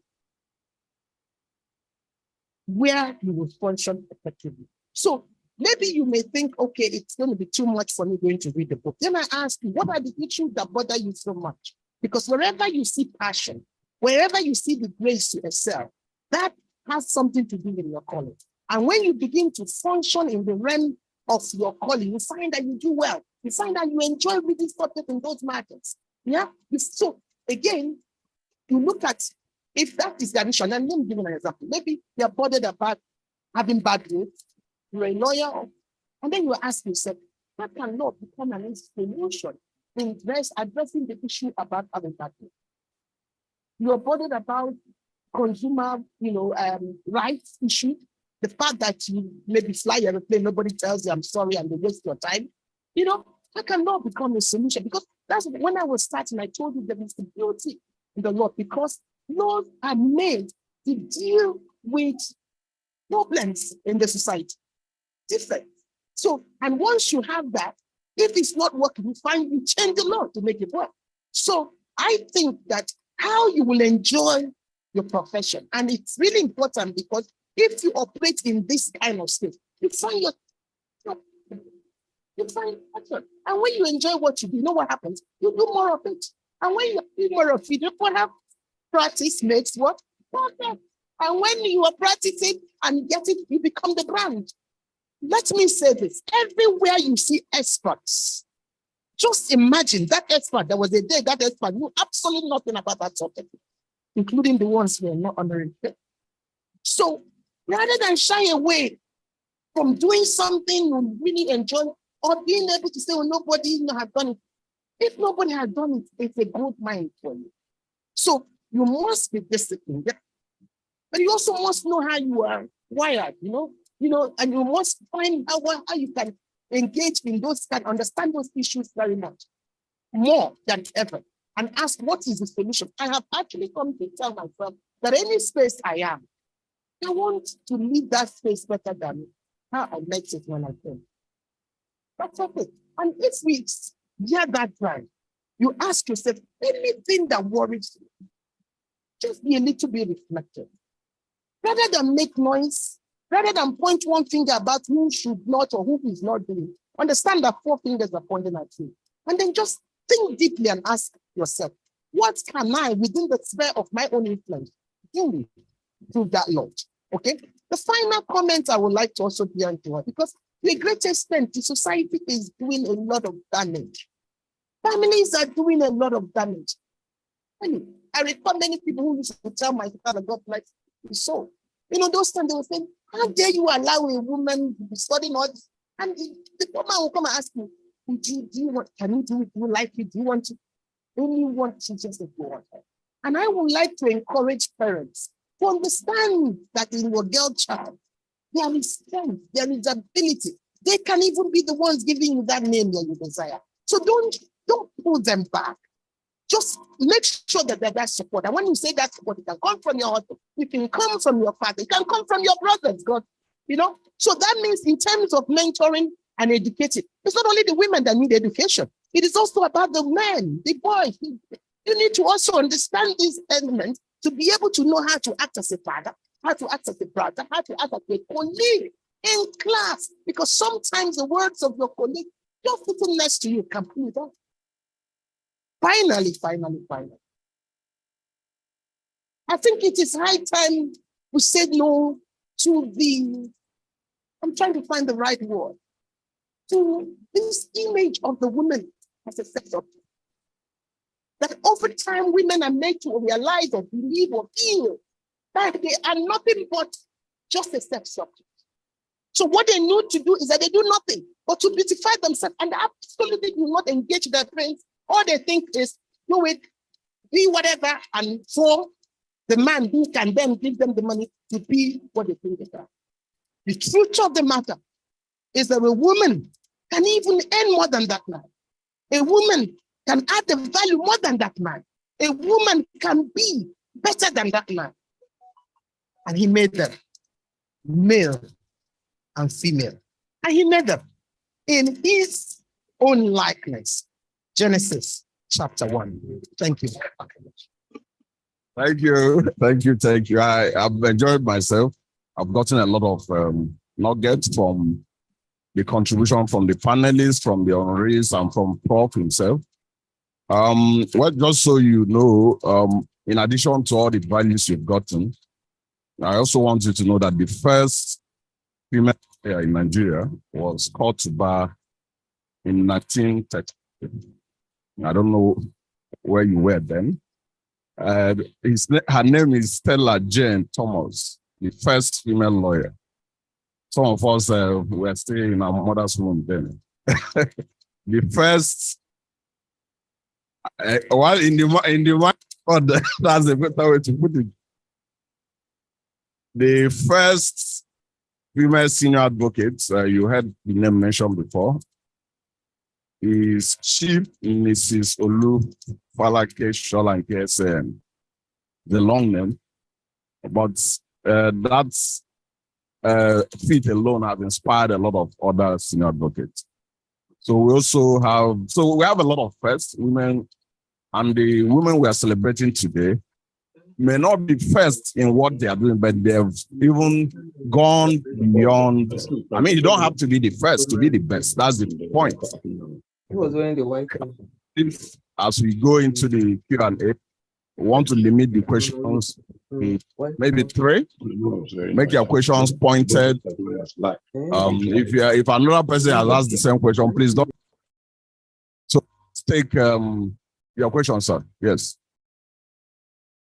That's one.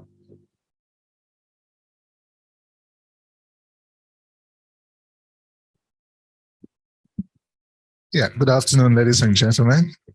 My name is Austin Weze. I have this, I feel like letting it out. The prisons, Dr. Uju mentioned it in her the opening salvo. You know, the prison, those that invented the concept of prison, invented it as, you know, something to take away your freedom temporarily. But the Nigerian prison, rather than take away your freedom, temporarily take away your life. So what can the lawyers do to make sure that anyone that comes out of Nigeria's prison, except of course you're a politician, so that the person can become useful to the society? Most prisoners or ex-prisoners, they're not useful. They kill their lives. So what can, the lawyers do to change that, to make sure that you still have a life after prison? Thank you. Thank you.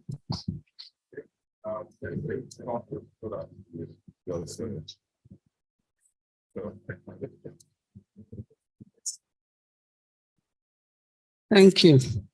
My name is Morenike Seju Adibabintinashai. I'm not asking a question, but I have a word of encouragement. When I advise the girl child, because the issue of discrimination actually comes from creation. When God said to Adam, I will make you a helper. And people just think that, oh, women are helpers. They are only to help. So when I advise the girl child, I usually ask the question, if you are not more intelligent than the person you want to help, will you be able to help? They'll say no. So God has created women to be more intelligent. And we have the strength, the physique. We may not look it, but you can see women juggling with 2 or 3 things at the same time, which men cannot do. So basically, we need to understand that God created us specially and gave us a lot of talents, a lot of intelligence to be able to help the male part. So everybody needs to understand that. If you are not more intelligent than the person you're going to help, you will not be able to help. So, and if you do not allow that woman, that intelligent woman, to be out there, to be able to expose herself, the nation will be losing, the family will be losing, everybody will be losing. And more importantly, when you talk about childbearing, it is national development. So what we need to do is to find a way around it. What do we do? Like you said, we don't get subsidy, for helping the nation.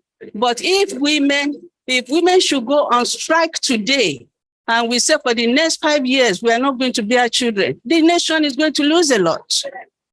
So we need to find a way to make women comfortable, more comfortable. And men should be very supportive. Thank you very much. Thank you, sir. Have a question? Okay, Dr. Agomot, please answer the question. Thank you very much, Dr. Wise. I guess you were eyeing me when you were asking that question. Okay, there's a lot that lawyers can do. And then say this, anytime you see any law, more so any new law, it is a clear fertile ground for any good lawyer to work on.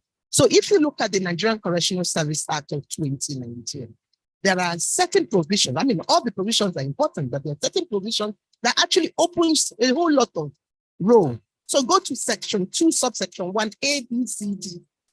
There you can see the objectives of that act. So for example, what you then need to do is that each of those provisions and which have been stated as objectives, where you get in and see it not happening, it is really something you can sue about. So for example, you look at the subsection 2.1a, it talks about the issue about human rights compliance and good correctional practices.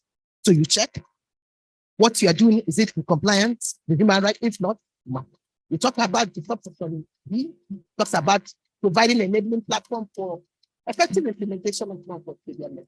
You go around and see cases that are supposed to be given non-custodial sanction, they are not given. You raise that as an issue. You go to subsection 2.1b, C talks about rehabilitation and all the rest of that. Then you go to D of it. It talks about institutional right practices that are supposed to control the issue of awaiting trial person. And you look at the proportion of awaiting trial, not to talk of a place like Lagos, it's horrendous. However, that more than 90% in some of the facilities have not been completed. Okay? Equally the same, but that the same. all the 3 Ps, maximum, medium, female, and even places like rivers. Now, there is a very interesting provision that I believe that every lawyer should have to do.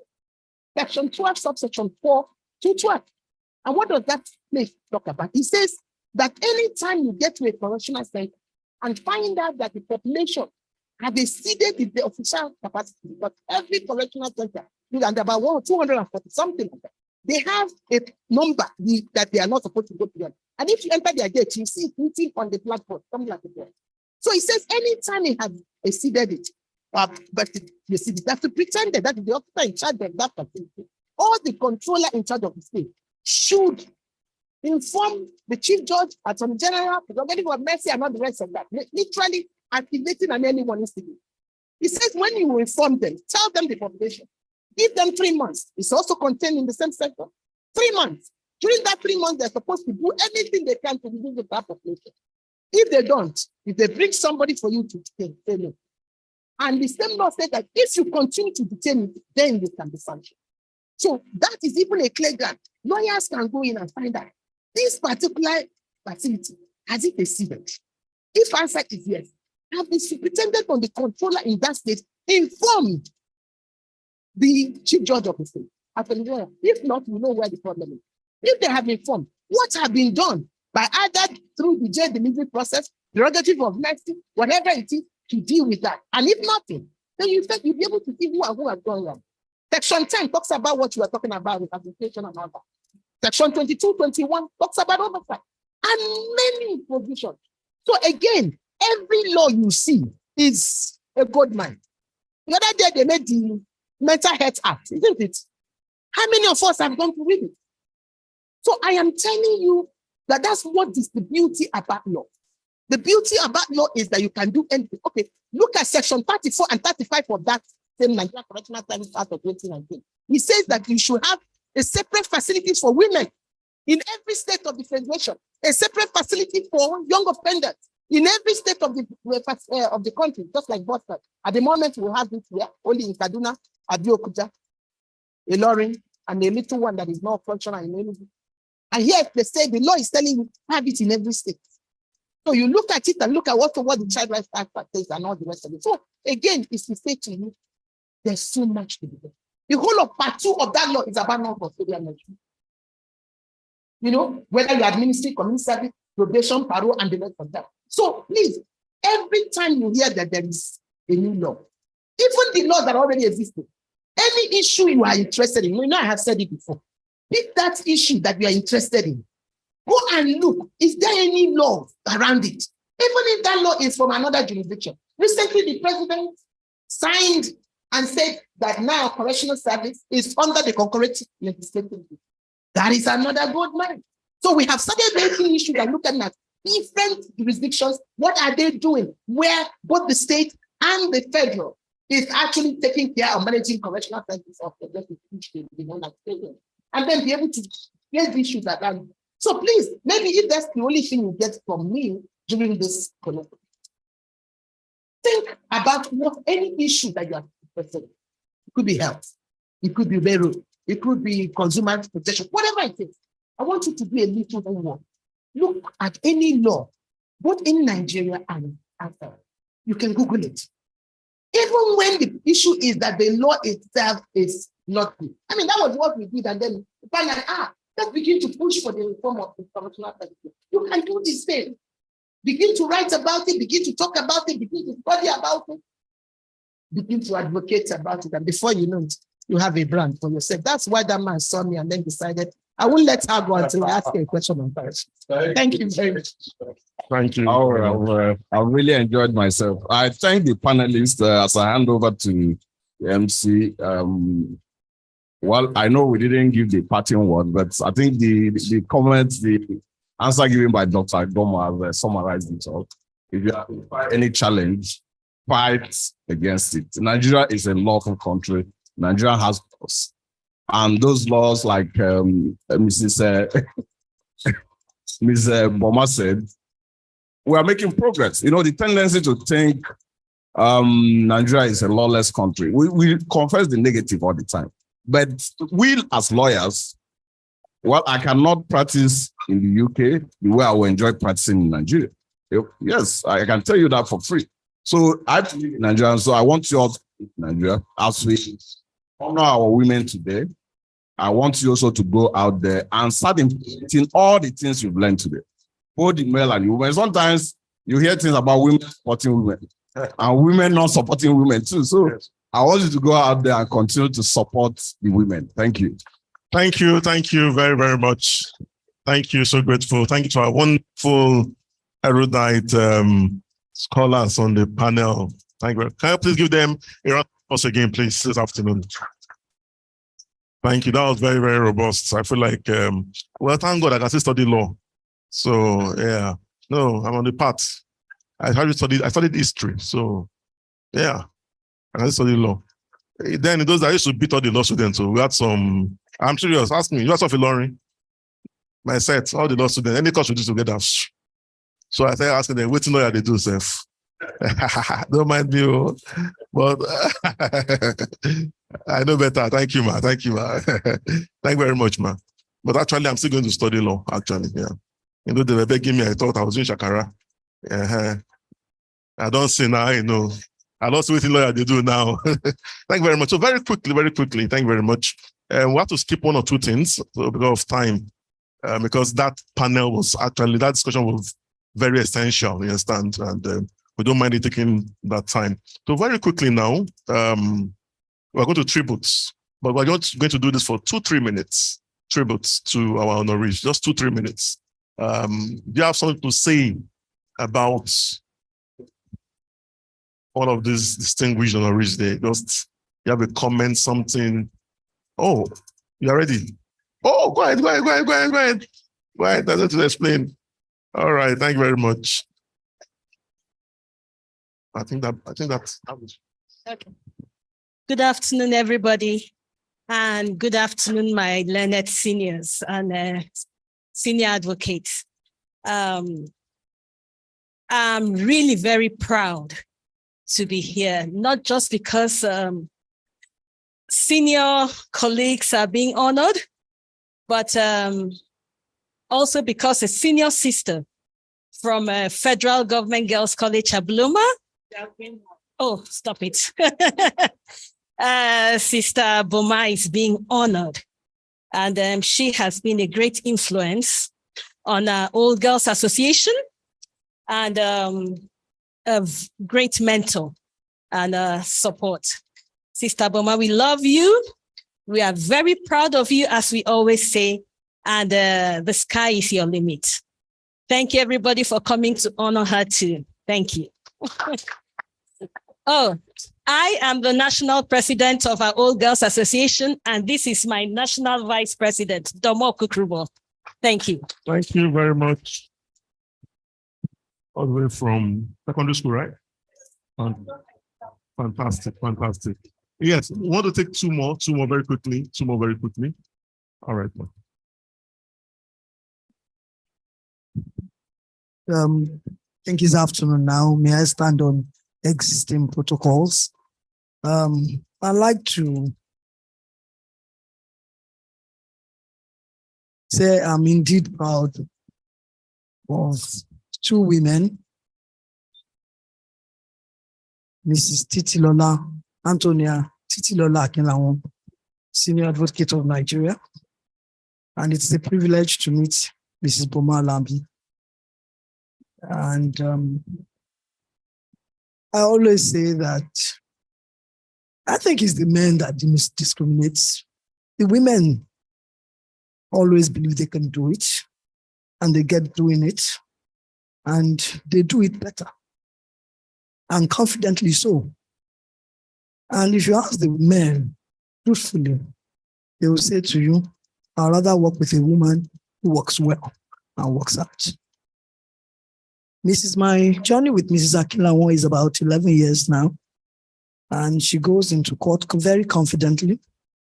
And even when the case is lost, we're confident that when we get on appeal, we will get justice done. But it's not for anything but hard work, dedication, in terms of integrity, I would say she stands tall, and she's also a believer of it will surely come to pass. Time is indeed justice. So when people do come to court, when our male lawyers, with due respect to the male, come to court, and all they do is look for reasons to, I won't say abuse the law, but coming from the corporates, it is abuse because the substantial is there and you are using interlocutory to waste time. She tells me, don't worry, 2.5 years, it will come and we will get justice. And what did I learn from her in 12 years? Patience, time, with detail. It's a privilege to meet you. It's a privilege to have worked with you. And I say we can all do it. I'm proud of both of you. And we all can do it. We will do it. Thank you very much. Thank you very much, ma'am. Thank you very much, ma'am. One more person. All right, ma'am.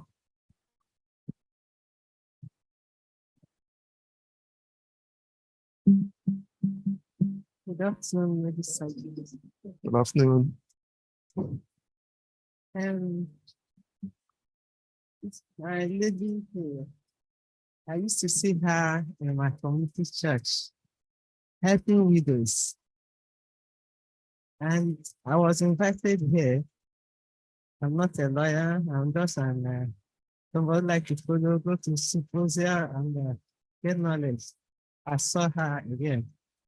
I want to appreciate her, and I want God to continue to empower her, give her good health. Amen. I didn't know I will meet her here, but I used to feel her presence in my church. Thank you very much. Thank you very much. Thank you very much. Thank you so much. God bless you for that.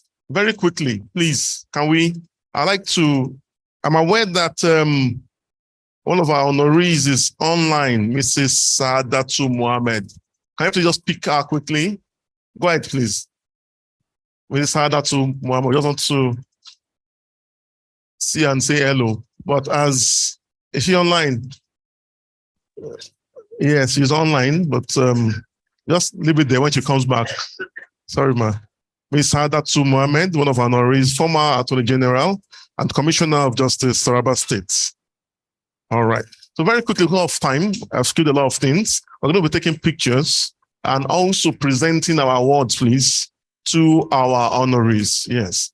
So that's the peak of the whole process. Thank you very much. Oh, that's beautiful. Wow. Please, online people, please mute. Okay, she's here. Please add that too. Greetings, ma. Yeah, good greetings. Oh, thank you very much. Yes, we've been seeing you online, and thank you for joining us virtually today. And we're honored to have you, and everyone of us here, including co-honorees, are greeting you and saying congratulations, ma. So much. Thank you. All right, ma. Do you have one word or two, one sentence for us? Okay, I just want to say thank you to CVL and especially to Professor Patutomi for thinking me worthy to receive this award. I am very grateful. Thank you. Oh, fantastic. Thank you so much. And thank you so much for what you do as well. And that is what has given the privilege for you to have this honor today. Again, on behalf of Professor Patutomi, I say congratulations. Congratulations, ma. God bless you so much. So we're about to give the awards now to our honorees. And in no particular order, as my custom is, I'll be calling on Mrs. Titilola Akilawon, SAN, SAN, co-founder, Akilawon and Ajemolega Partners. I'll call on Barrister Ezia to please join Ezia. Thank you to join us in that process. Thank you very much. Where's us? Okay. All right. Okay, fantastic. You can go ahead and read the.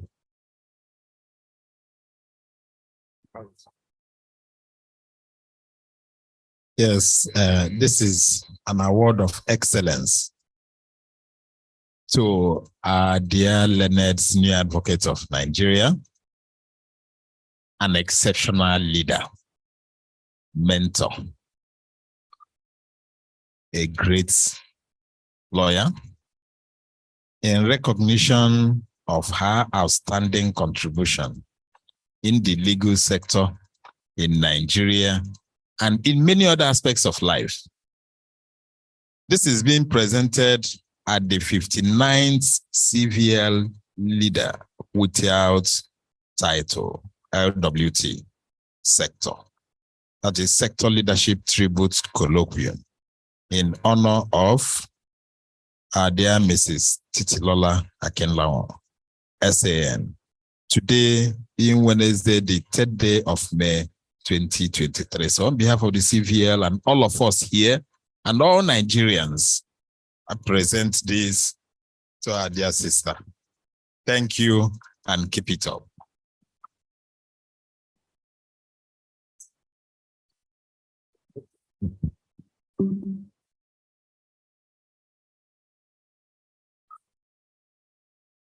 Please, very quickly, well wishes, family and friends can please snap it out.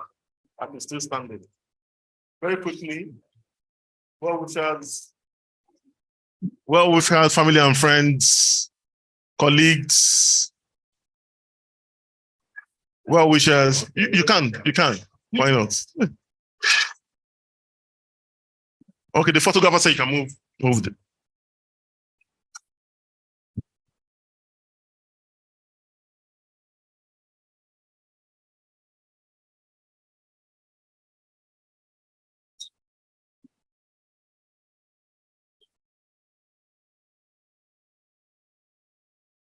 I'm join. No phones. I'm join. Go ahead. Don't go ahead.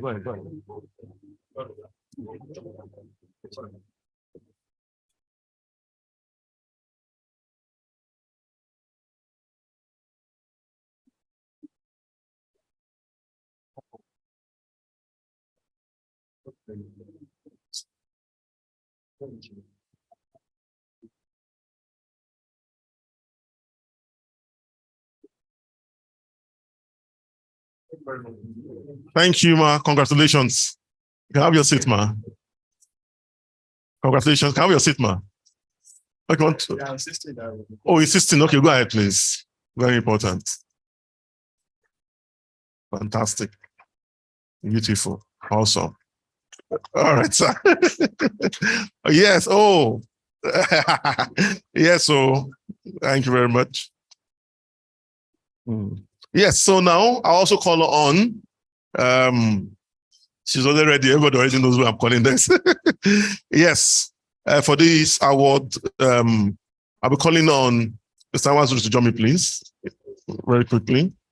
We're doing it together on behalf of the Prof again. All right, thank you very much, sir, for the honor. I'll be calling on Mrs. Boma Alabi, OHN, SAN, founding partner, Primera Legal Africa. Congratulations, ma. Go ahead. Yes. I'm honored to present this award. This is an award of excellence to an exceptional leader in recognition of your outstanding contribution in the legal sector in Nigeria, presented at the 59th CVL Leader Without Title LWT Sector Leadership Tribute Colloquium in honor of Mrs. Boma Alabi, OON-SAN, today, Wednesday, 3rd of May, 2023. On behalf of CVL and men of goodwill and women supporting women, we present this award to you.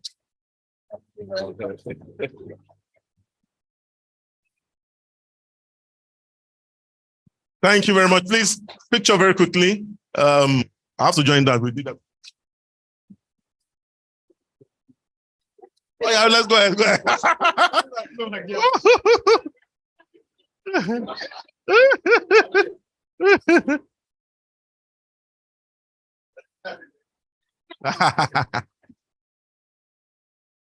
You can join, why not? Okay, she should be in the middle, actually. Yes, yes. Right there. Off.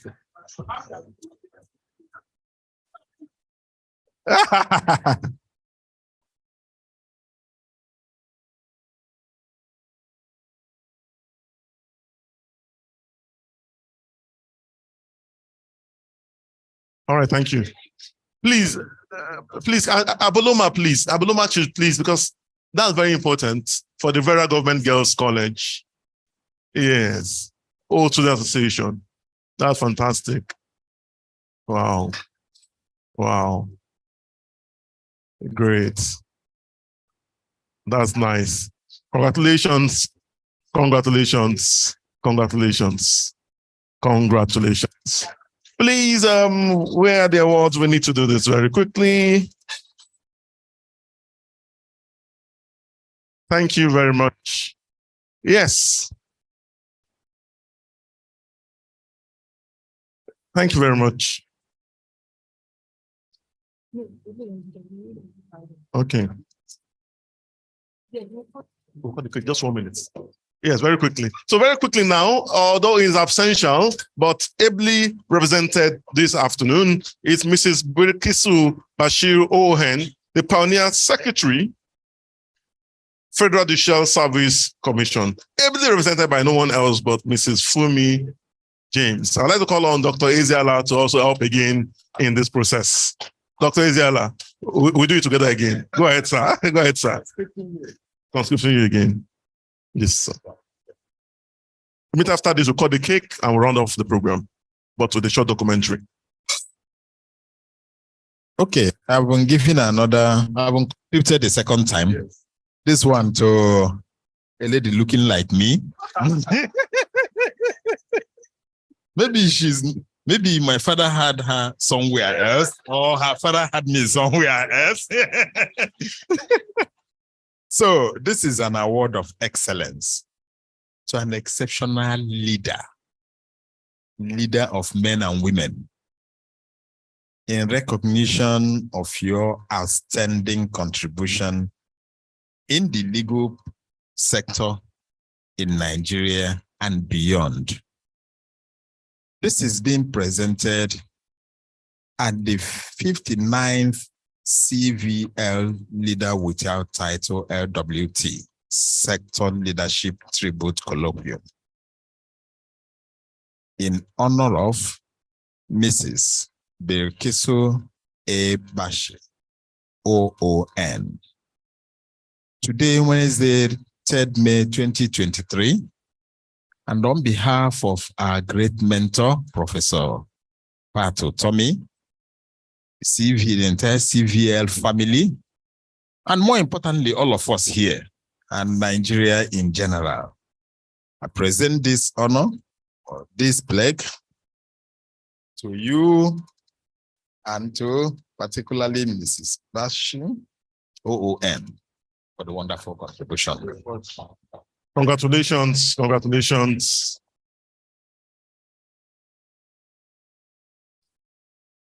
Thank you very much. All right, sir. Okay, all right, 3 of us. Oh, yes, ma. Mrs. Come over, ma. 3 of us, yes, very important. Can the other honorees please join as well?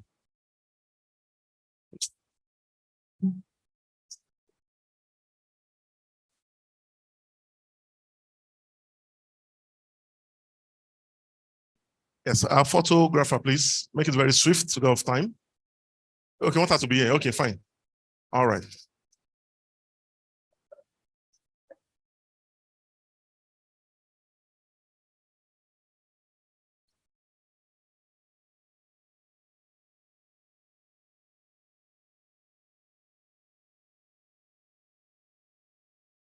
Thank you very much. Please stand in. Can you help them with the, yes, so we can cut the cake quickly. But however, let me have that one. Yes, let me just recite it very quickly. Let's go ahead behind the cake. Can you please help moderate the cake, Dokwe? Yeah, thank you very much. Very quickly, although she's absent, we'll present this one later, but just to recite it very quickly on behalf of Prof. Now, word of excellence to an exceptional leader in recognition of your outstanding contribution to the legal sector in Nigeria. Present at the 59th CVL Leader Without Title Colloquium, Second Leadership Tribute Colloquium, in honor of Mrs. Saadatu Mohammed Bello. Today, Wednesday, 3rd of May, 2023. She's online. Congratulations, ma. Congratulations. Can I please give her a round of applause, please? Congratulations. Congratulations. So we're cutting the cake now, and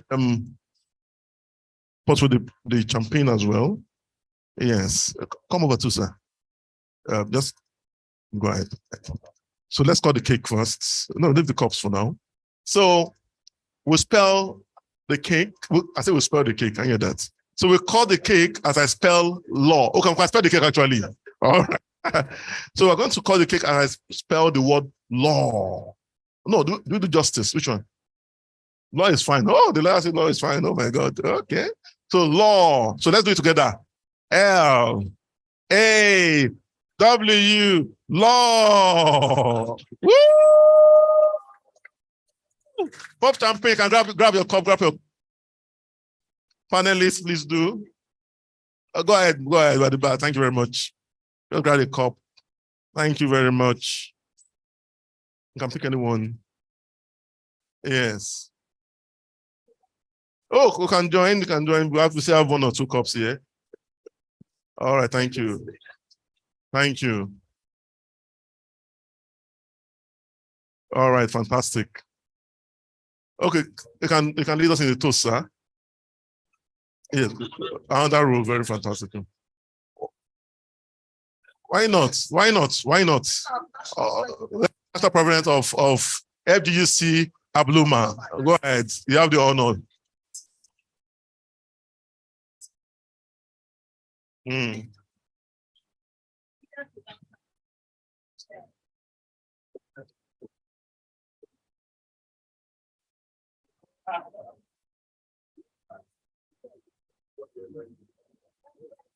Please, let's begin to play the documentary now, please.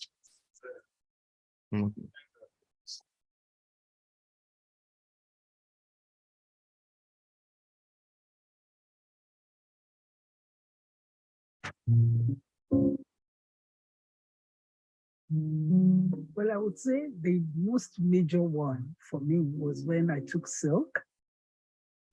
When I became an SAN, it was a very tough climb. For a woman, it's very, very, very challenging. Quite a large number of issues or materials that you have to present. And for you to do that within a time frame stipulated is a bit tough. But, well, I just looked at it as if it's one of those things. You just have to continue to be focused and intentional about it. It's if one is not focused, it might be a bit difficult to achieve. So it was being focused and pursuing what I enjoy doing. I enjoy litigation, which a lot of women don't particularly like because it's rigorous, it's tough. It can be most frustrating. I still find it frustrating, but well, I would always bounce back. Yes, when I'm in court and I feel frustrated, maybe you get there, the court is not sitting, or one party is not ready, or one document is not available, and what have you, and it will have to truncate the trial. You tend to be very discouraged. But for me, well, I get discouraged at that moment. But as soon as I get into my car, I'll tell myself, oh, there's another day. You'll come back another day to deal with it. That, and probably in my life, when I had my children, I had delay in having children after getting married. You know, as at the time I got married in 1986, the norm was that you have to be pregnant before getting married. So for me to stay in the marriage for 3 years without having a child was a big challenge. And by the time I had the child, it was such a relief. And she's also a mother now, so that's about it, I guess. Well, and another one is maybe when this law firm started. It was a great, because I really never set out to have a law firm. It's not I don't understand business of running a firm. You know, you have to get clients, you have to run the business to make it profitable and what have you. The only thing I enjoy doing is just to practice law. So, but it just had to happen that way, that the law firm will have to start with my partner, and we have been partners since then. It's over 20 years now, and we've never had any issues or problems with the partnership.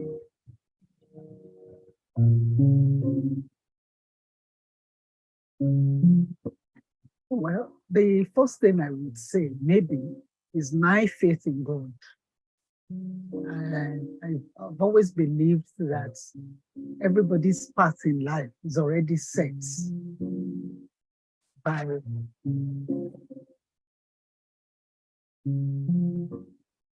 obviously, when I joined the Kansas State Housing Corporation as well, was actually a new organization when I joined them. So I was the first lawyer they employed.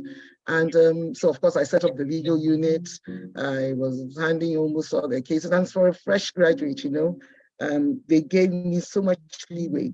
And my bosses were very, very good, believed in me, trusted me, and they gave me so I from the beginning, I was burdened, or no, I don't want to say it's a burden. I was given the responsibility of heading units that were non-existent.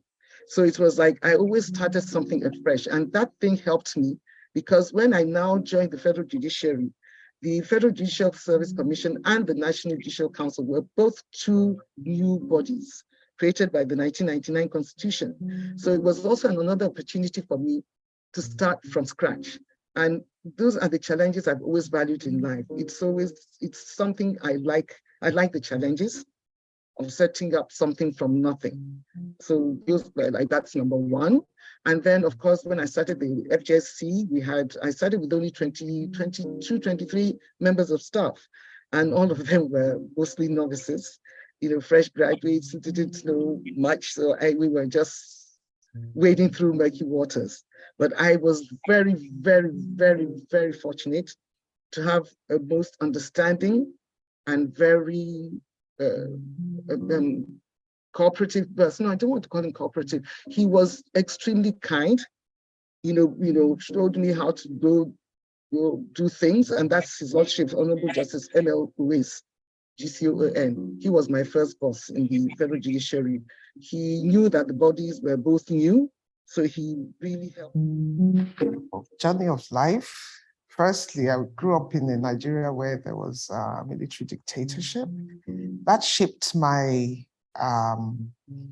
journey of life, so to speak, because I could not live in a country where our constitution was suspended and practiced as a lawyer. As a result of that, I left the country first to do a master's in law at King's College, University of London, and then stayed back in England, effectively Japat. That's what the language is today because of the lack of democracy. Now, come 1999, when our democracy was restored and a new constitution put in place for the country, I began to sort of, look at things, developments, and monitor, and eventually returned to Nigeria to set up a law firm. That law firm has since merged with another long-existing law firm in Abuja, and here we are. So that's my journey.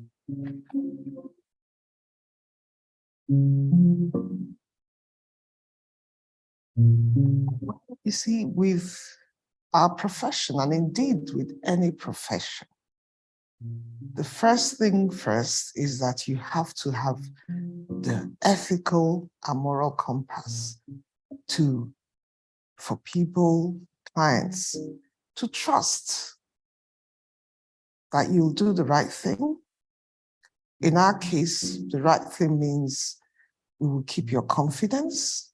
So client confidentiality, anything you tell me, it's like talking to your priest for those who go to confession, like Catholic priests. It's like talking to whoever your religious advisor is. Similarly with the lawyers, I think doctors also have the same professional and ethical code.